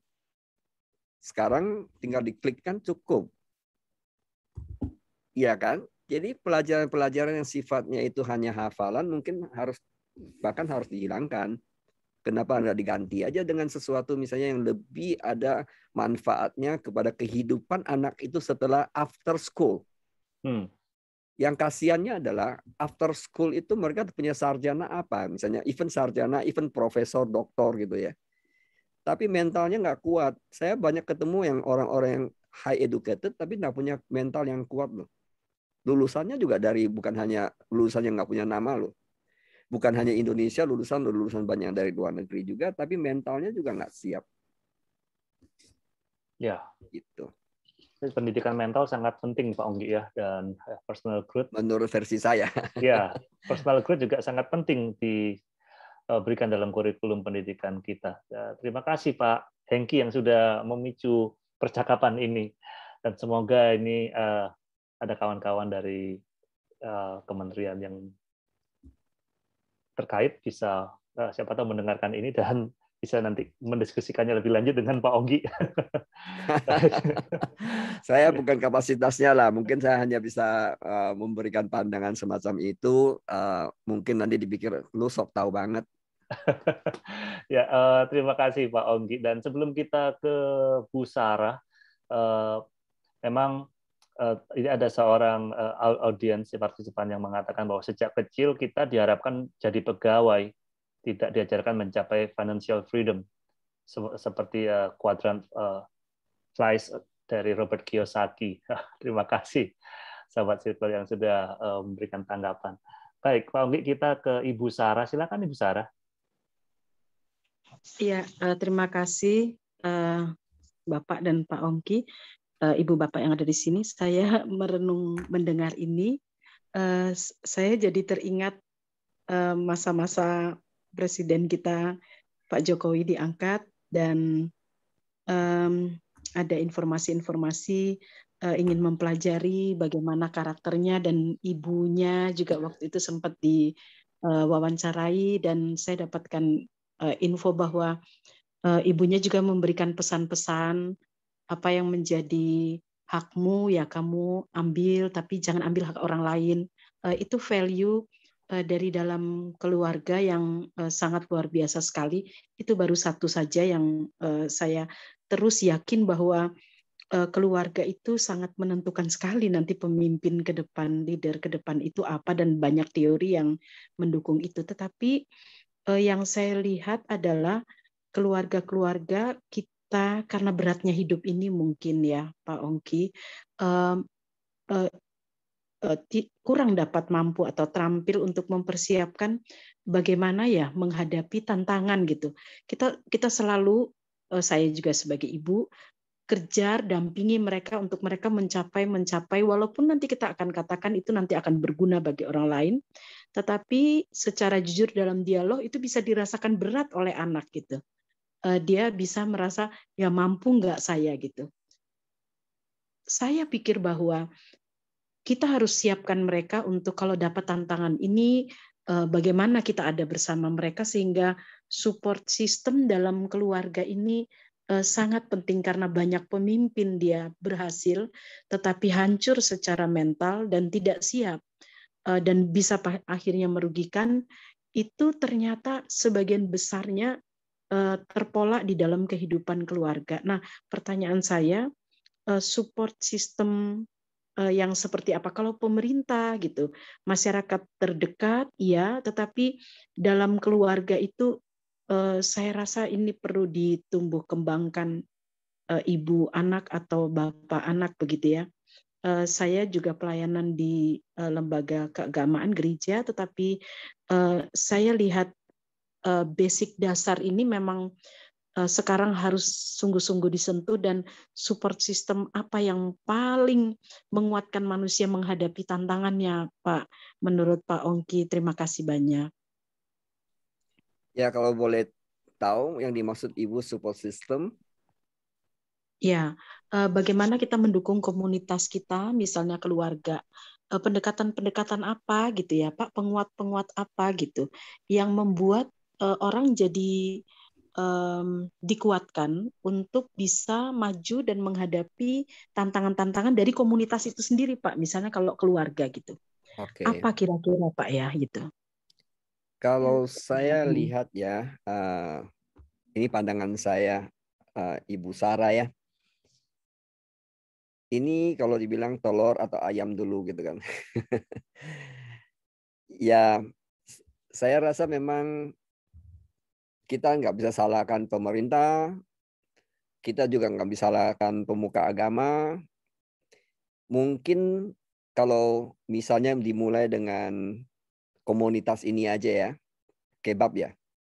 Betul ya Mas Dimas, kebab? Betul, kebab. Nah, kebab ini misalnya dari sini aja mulai, katakanlah, di sini mulai menanamkan bahwa pentingnya edukasi mental, pentingnya edukasi spiritual, pentingnya moral ya, hal-hal gitu ditanamkan mulai dari kebab aja misalnya, terus melanjutkan. Apalagi kalau misalnya saya nggak tahu anggota kebab ini terdiri dari background seperti apa. Apalagi misalnya pemuka agama gitu ya.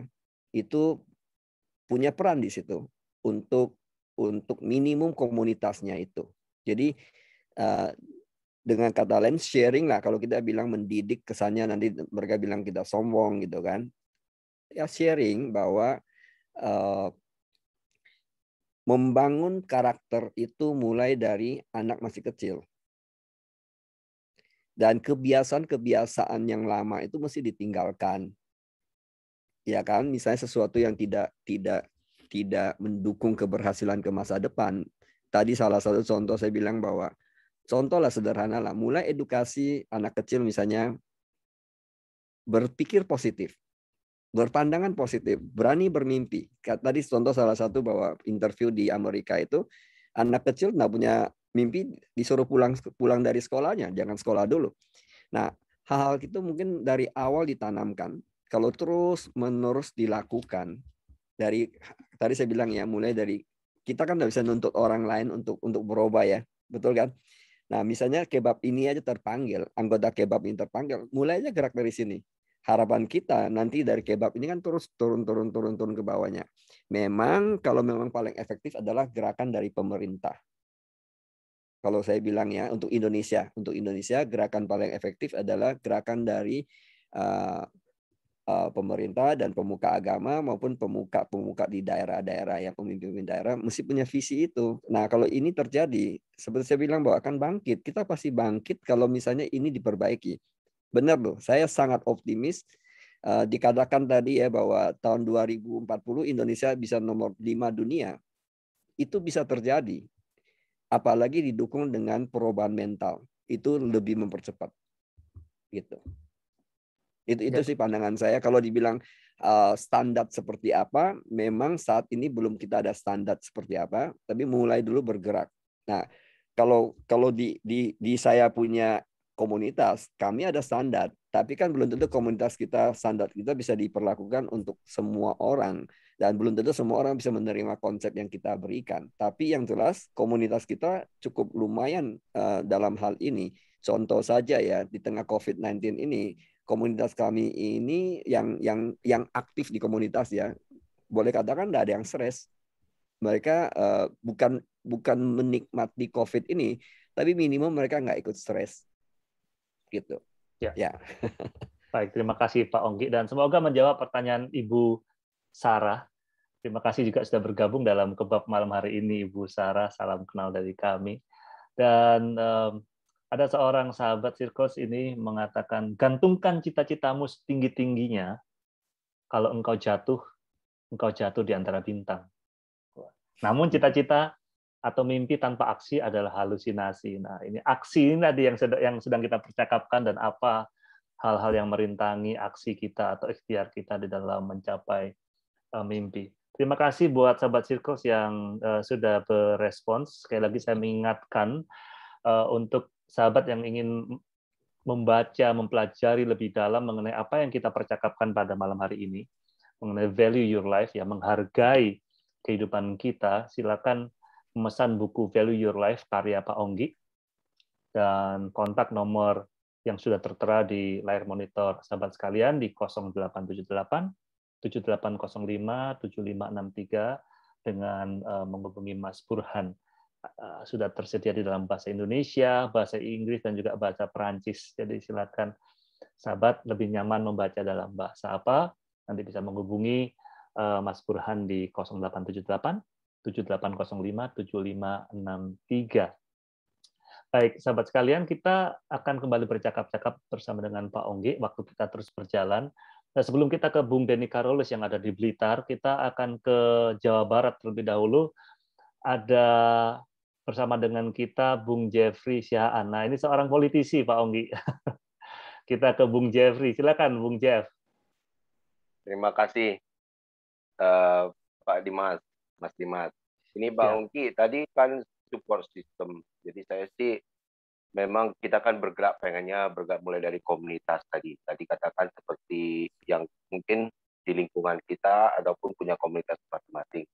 Nah, yang tadi mungkin support systemnya apakah memang dengan kita bagaimana sejauh apakah bisa namanya homeschooling bisa menjadi kita masukkan nilai-nilai itu, homeschooling itu seberapa akurat, apakah mungkin kita pakai sebagai, karena kan gini, homeschooling kan banyak di 70% itu kan tergantung dari keluarga ya, dari rumah. Karena kata kita lihat sekarang pengaruh dari di luar pendidikan itu, di sekolah-sekolah sekarang ya juga mahal, juga belum juga menunjukkan kadang-kadang imbasnya juga jadi materialis ya. Motivasinya tujuannya jadi materialis, mencapai tujuan cita-cita ujung materialistis gitu loh, tapi tidak value. Nah, value ini kan harus dibangun dari rumah. Bagaimanakah homeschooling ini bisa dibentuk? Nah, itu salah satu bagian dari support system yang mungkin bisa dilakukan dengan soft skill yang mungkin bisa dibekali Pak Ongki kepada kita, bagaimana kita seperti kayak TOT ya, atau melatih mulai dari komunitas-komunitas kita ya ada mungkin di sini kebab, nanti mungkin kita di lingkungan kita masing-masing mungkin dibikin tuh soft skill-nya atau TOT seperti itu Pak. Oke, terima kasih. Ya, saya bisa jawab langsung ya Pak Jeffrey. Jeffrey ya Pak Jeffrey. Iya, betul. Pak Jeffrey, kalau saya boleh sharing Pak Jeffrey, saya juga ada komunitas global, bahkan bukan hanya Indonesia saja. Kami ada support system untuk edukasi ya, mental gitu. Memang tidak serta-merta kita bisa aplikasikan ke masyarakat langsung. Karena itu menyangkut trust dulu. Orang mau mengikuti saya gitu ya, misalnya Pak Jeffrey. Kalau saya mau ikut Pak Jeffrey, saya mesti kenal siapa itu Pak Jeffrey dulu, iya kan? Sehingga di situ proses untuk trust kepada seseorang kan ada prosesnya. Nah, untungnya kami komunitas ini saya ada tadi di bawah kita ada training satu bootcamp itu. Di bootcamp banyak mengalami life changing. Mereka tahu misi kita kemana, visi kita kemana, sehingga komunitas yang datang ke bootcamp itu mereka sudah ada trust sama kami. Pada saat ada trust pada kita bisa bikin program untuk mereka. Kami ada program mingguan tiap minggu. Itu bahkan kita ada program kadang 3 bulan ada satu sesi yang besar, acara besar, ada juga annual tahunan begitu. Nah, program ini akan jalan kalau orang trust sama kita. Nah, sekarang misalnya kita mau terjun ke masyarakat gitu ya, siapa lu Onggi misalnya, siapa lu Dimas gitu kan, masyarakat gitu. Masyarakat yang bilang, memang kenapa saya mesti belajar sama lu siapa gitu. Nah, disinilah memang tugas kita ya, memang tidak bisa balikan tangan langsung terjadi sudah komunitas yang solid. Saya mulai membangun komunitas ini sejak tahun 2000 sudah mulai. Sampai hari ini sudah 20 tahun ya. Betul ya? Ya, 20 tahunan. 21 tahun. Ya. 21 tahun. Nah, baru terbentuk trust itu lapisan atas ya, layer pertama saya itu bersama saya kurang lebih hampir 20 tahun baru terbentuk benar ya, sejak 10 tahun yang lalu mereka sudah mulai solid dengan kita gitu ya.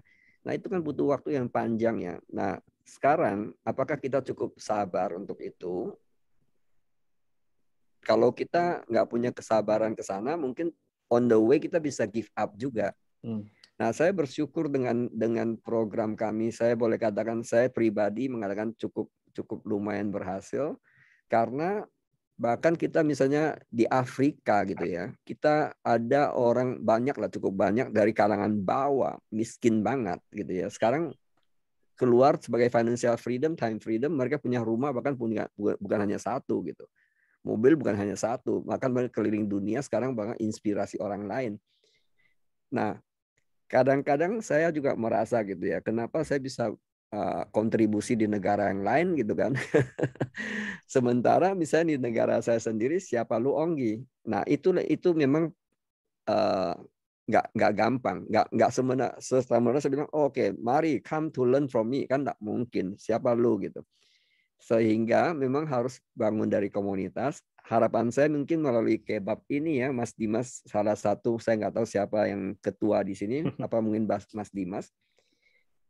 Ya PR-nya teman-teman di kebab ini mungkin kalau punya misi ke sana, mulai bergerak, bangun komunitas dan pertemuan rutin. Dan mesti harus ada satu leader yang dia percaya, yang kita bisa percaya pada leader tersebut. Kalau nggak jalan. It doesn't work. Kok kita bisa punya support system secanggih apapun menurut saya, tapi kalau orang nggak trust dengan leadernya, it doesn't work. Yes. Ya. Baik. Semoga menjawab Bung Jeff. Nanti ini akan ada percakapan lebih lanjut nih Pak ya, yang sudah dipicu oleh Pak Onggi. Terima kasih Bung Jeff. Kita langsung ke Blitar. Secara singkat, Bung Denny Karoles kami persilakan sebelum nanti kita ke Bung Johannes Don Bosco sebagai penanya terakhir. Silakan Bung Denny. Di-unmute lebih dulu ya. Ya, dah. Saya terdengar ya suara saya. Ya, sudah jelas. Oke, selamat malam Pak Onggi. Ya, tadi itu saya juga sempat menyinggung soal pembangunan pedesaan. Karena saya jujur Pak, saya juga pernah membaca tentang buku ini, manajemen pelayanan publik itu menuju good governance. Nah, ini yang menulisnya kebetulan adalah Bu Titin Sri Hartini Mikwati, dosen saya. Nah, yang ingin saya tanya begini, Pak. Ketika orang mengatakan pembangunan di desa, pembangunan di daerah terpencil, kadang-kadang itu tidak disertai dengan pelayanan publik yang benar.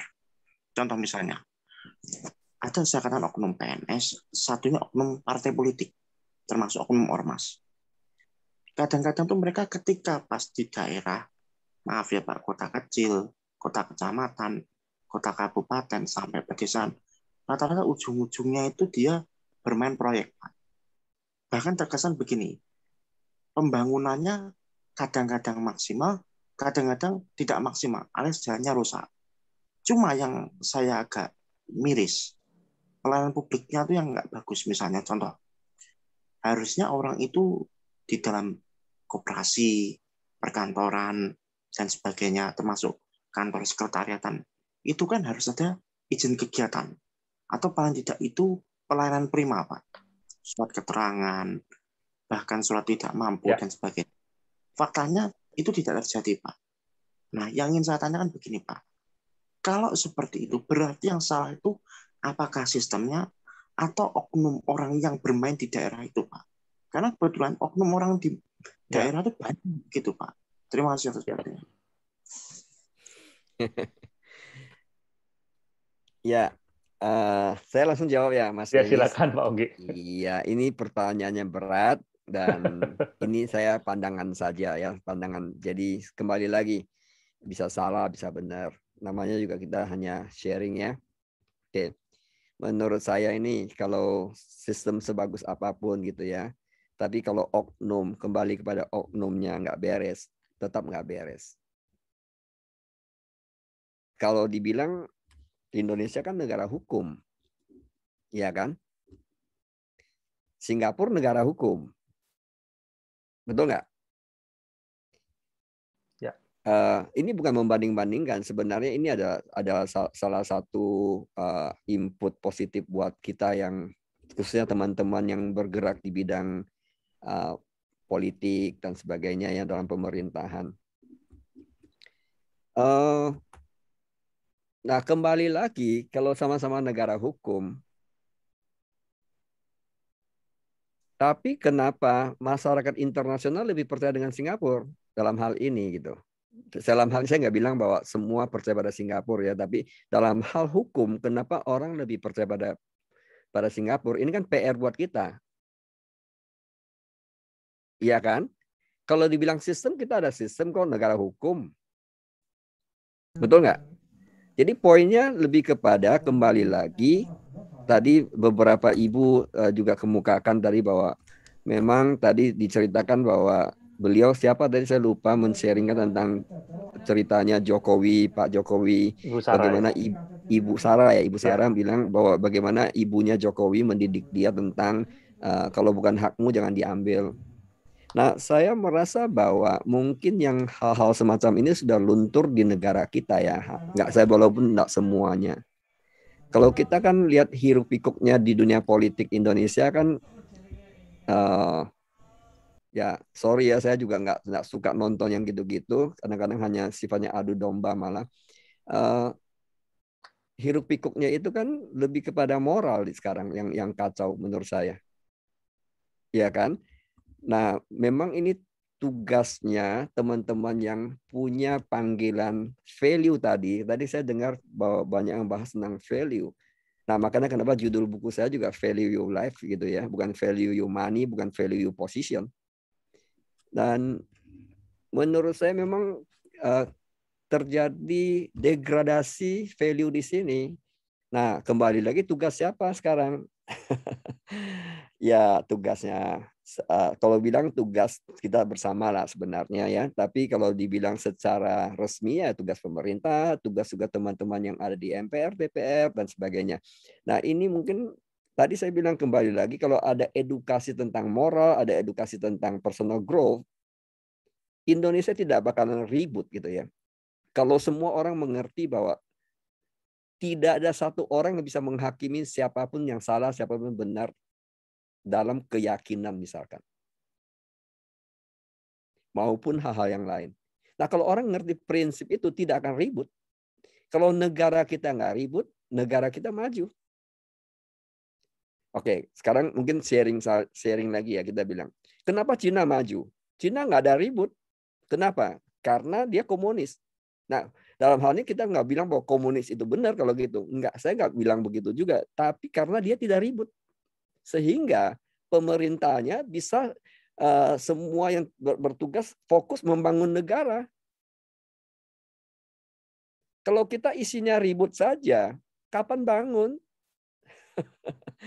Ya nggak? So, kembali lagi, kalau menurut saya sih, ada degradasi value tadi. Tadi dikatakan, tadi barusan pertanyaan dari Pak siapa, dari Denny ya.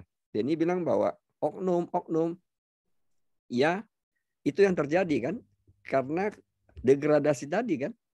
Tapi misalnya si oknumnya tidak seperti itu. Dia ada value. Wah, ini dia dapatkan tugas itu akan semakin membuat daerah maju, organisasi yang dia pimpin maju, departemen yang dia pimpin lebih maju. Ini bagus banget sih menurut saya, tapi ya itu kembali lagi untuk merubah paradigma yang sudah terlanjur ini memang butuh waktu dan butuh komitmen yang luar biasa dari semua pihak. Ya. Baik, terima kasih Pak Onggi. Semoga menjawab Bung Denny Caroles yang ada di Blitar. Pak Onggi, karena waktu kita masih ada satu penanya terakhir ini Pak Onggi yang akan mengajukan pertanyaan, yaitu Bung Yohanes Don Bosco. Silakan Bung Yohanes, di-unmute terlebih dahulu. Ya, silakan Bung Yohanes. Masih bersama dengan kami ya. Di-unmute dulu Bung Yohanes. Ya, sudah terdengar. Ya, selamat malam Pak Onggi. Selamat malam Bu Dimas. Malam. Salam sehat semua untuk kita semua. Sehat-sehat Pak. Singkat saja, selamat bertemu kembali Pak Onggi. Saya ingat Pak Onggi, tapi rupanya Pak Onggi bisa jadi lupa dengan saya. 20 tahunan tidak ketemu secara. Wah. Oh, di mana Pak? Itu rememory next saja Pak Onggi, di pertemuan selanjutnya kalau Kibab mediasi atau pertemuan selanjutnya. Jadi begini Pak Onggi, saya memang ada membaca dan juga mengikuti beberapa kali walaupun tidak rutin. Boleh izin, kalau menurut Pak Onggi, industri multi level marketing terutama di Indonesia itu kan turun naik, itu sepintas diperhatikan karena kekurang konsistenan atau komitmen dari pemilik atau owner, dan juga bisa jadi karena tidak komitmennya para pelaku pasarnya. Nah, yang menjadi pertanyaan saya, karena Pak Onggi tadi memang betul, saya ingat persis tahun 2000 pernah kita ketemu Pak Onggi. Di Indonesia itu tidak bisa bertahan dalam jangka yang panjang. Nah, yang menjadi pertanyaan, menurut Pak Onggi yang sudah sejak tahun 2000 bergerak di network dan sekarang pelatihan-pelatihan, bagaimana caranya untuk meningkatkan atau membuat industri multi level marketing ini bisa bertahan dan bisa lebih maju? Juga mengingat tadi Pak Onggi meluas sampai benua Afrika, Provisiat, luar biasa. Tapi di Indonesia sendiri rupanya perkembangannya tidak bisa, apalagi masa pandemi seperti ini Pak Onggi. Nah, bolehkah ya, walaupun ini waktu sangat singkat, Pak Onggi memberikan jalan keluar yang dimungkinkan untuk bisa menjadikan harapan banyak orang, mengingat sebenarnya industri multi level marketing ini bagus. Nah, jadi itu saja dari saya Pak Onggi sementara. Next kita bicara lebih detail Pak Onggi. Ya, berhubung hari ini topiknya adalah tentang bermimpi dan tantangan dan impian, mungkin kurang tepat kalau kita bahas di sini. Mungkin kita bisa bahas lebih personal tentang itu.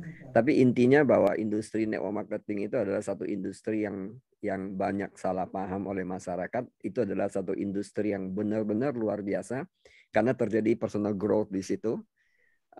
terjadi punya waktu yang bebas, punya financial freedom dan sebagainya, bantu banyak orang. Tapi terjadi banyak misleading juga, bahwa kadang-kadang dimanfaatkan untuk manipulasi baik oleh perusahaan maupun oleh tanda kutip leader begitu, sehingga itu menimbulkan satu image yang sangat negatif di masyarakat umum tentang industri ini. Nah, tapi pemerintah sekarang juga ikut mendukung proyek ini, proyek network marketing ya. Saya rasa mungkin dari pihak pemerintah semakin memahami ini, kemudian masyarakat semakin memahami ini positif, dan itu sebenarnya solusi untuk khususnya sekarang kondisi COVID ini, banyak orang bisa mendapatkan uang melalui proses ini gitu. Kembali lagi karena hari ini topiknya tidak ke sana, mungkin saya rasa sementara jawaban saya seperti itu. Ya. Baik, terima kasih Pak Onggi dan Pak Yohanes dan Bosco yang sudah mengajukan pertanyaan. Pak Onggi, kita sedang berbicara mengenai impian dan tantangannya. Mungkin Pak Onggi bisa memberikan satu tips atau bahkan closing statement sekaligus bagaimana kita bisa tetap menjaga impian kita dan memiliki konsistensi untuk berikhtiar mencapainya. Ya, ini pengalaman lah, sharing pengalaman saja.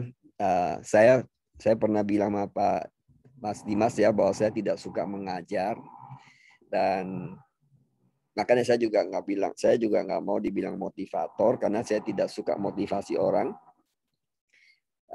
Saya hanya menjalankan apa yang saya bisa jalankan, dan kalau orang terinspirasi ya welcome gitu ya. Nah, intinya kalau saya lihat bahwa berbicara tentang impian, dream gitu, pasti ada tantangan lah. Tidak mungkin. Semakin besar impian kita, semakin besar tantangan, itu sudah pasti. Oleh sebab itu, menurut saya, kalau kita temukan impian kita dan stick pada impiannya, pegang pada impiannya, dan mulailah menghadapi satu demi satu tantangan sampai kita kebal. Kebal dalam arti kebal terhadap rintangan, sehingga tidak merasa lagi bahwa pada saat mengalami tantangan di luar itu kita menyerah gitu. Seperti contoh misalnya orang olahraga itu, kenapa kita nggak bisa konsisten olahraga gitu? Karena itu pain, sakit. Nah, tantangan itu kan pain juga. Nah, otak kita itu cenderung menolak kesakitan dan mencari namanya pleasure, kebahagiaan. Orang istilahnya avoid pain, gain pleasure. Nah, dalam menggapai impian itu kan tidak langsung gain pleasure, sehingga lebih banyak sengsaranya, menderitanya, ya kan, kegagalan demi kegagalan. Nah, itulah yang harus kita siapkan mental ke sana sampai one day itu tidak jadi pain lagi. Sehingga itu jadi pain, sehingga semua tantangan satu demi satu kita mampu lewati. Disitulah kita mulai achieve. Dari why kita juga harus belajar gimana prosesnya itu harus dinikmati. Nah, ini yang menjadi satu PR untuk semua orang yang ada di forum termasuk saya gitu ya, bahwa belajarlah gimana menikmati prosesnya. Nah, ini yang tidak gampang. Pak Onggi masa bisa nikmati katanya pain? Iya. Sampai titik tertentu itu menjadi kenikmatan menurut saya. Itulah sebabnya kalau kita bilang contoh misalnya Ade Rai gitu ya, dia fitness dengan luar biasa. Saya dengar sampai sekarang pun dia masih 10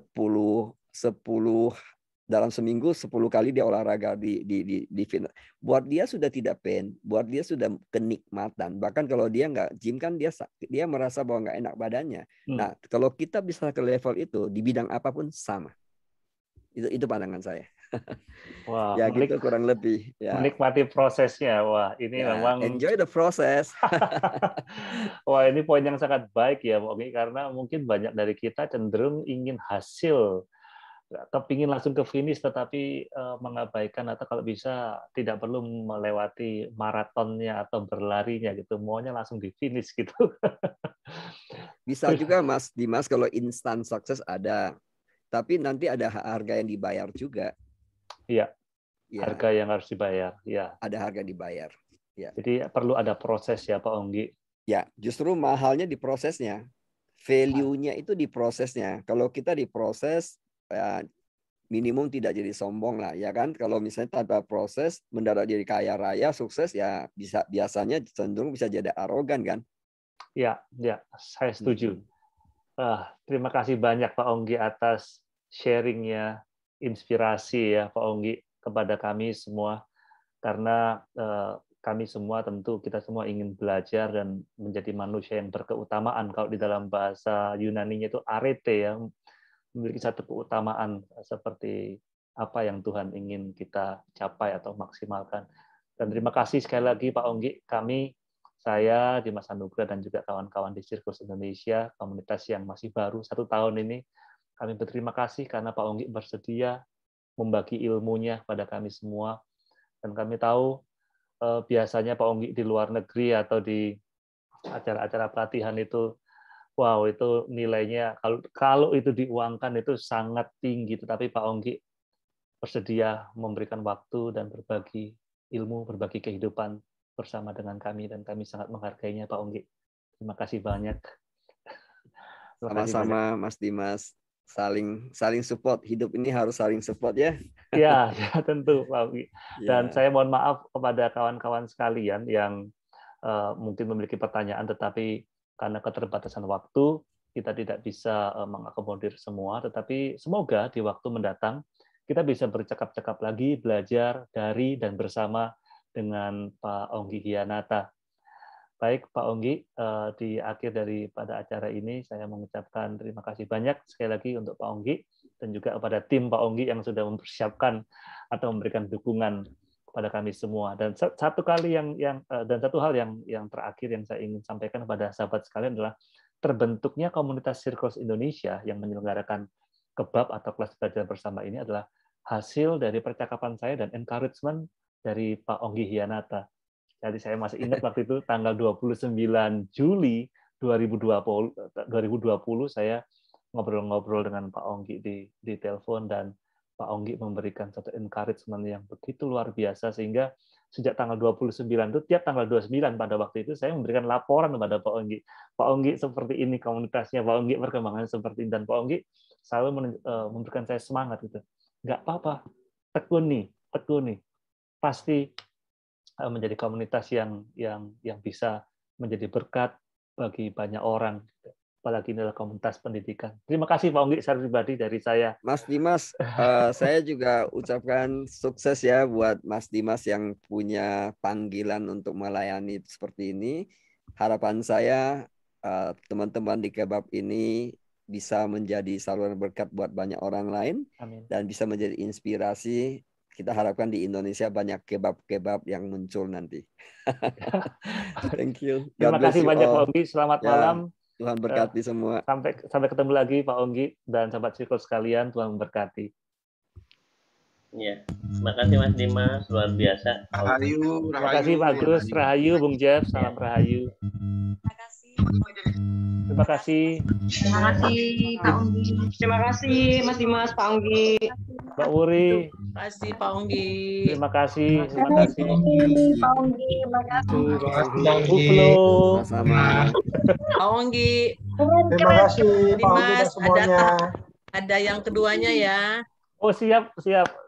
Pak Onggi terima siap, kasih. Siap. Terima kasih. Horas Inang yang boleh Inang.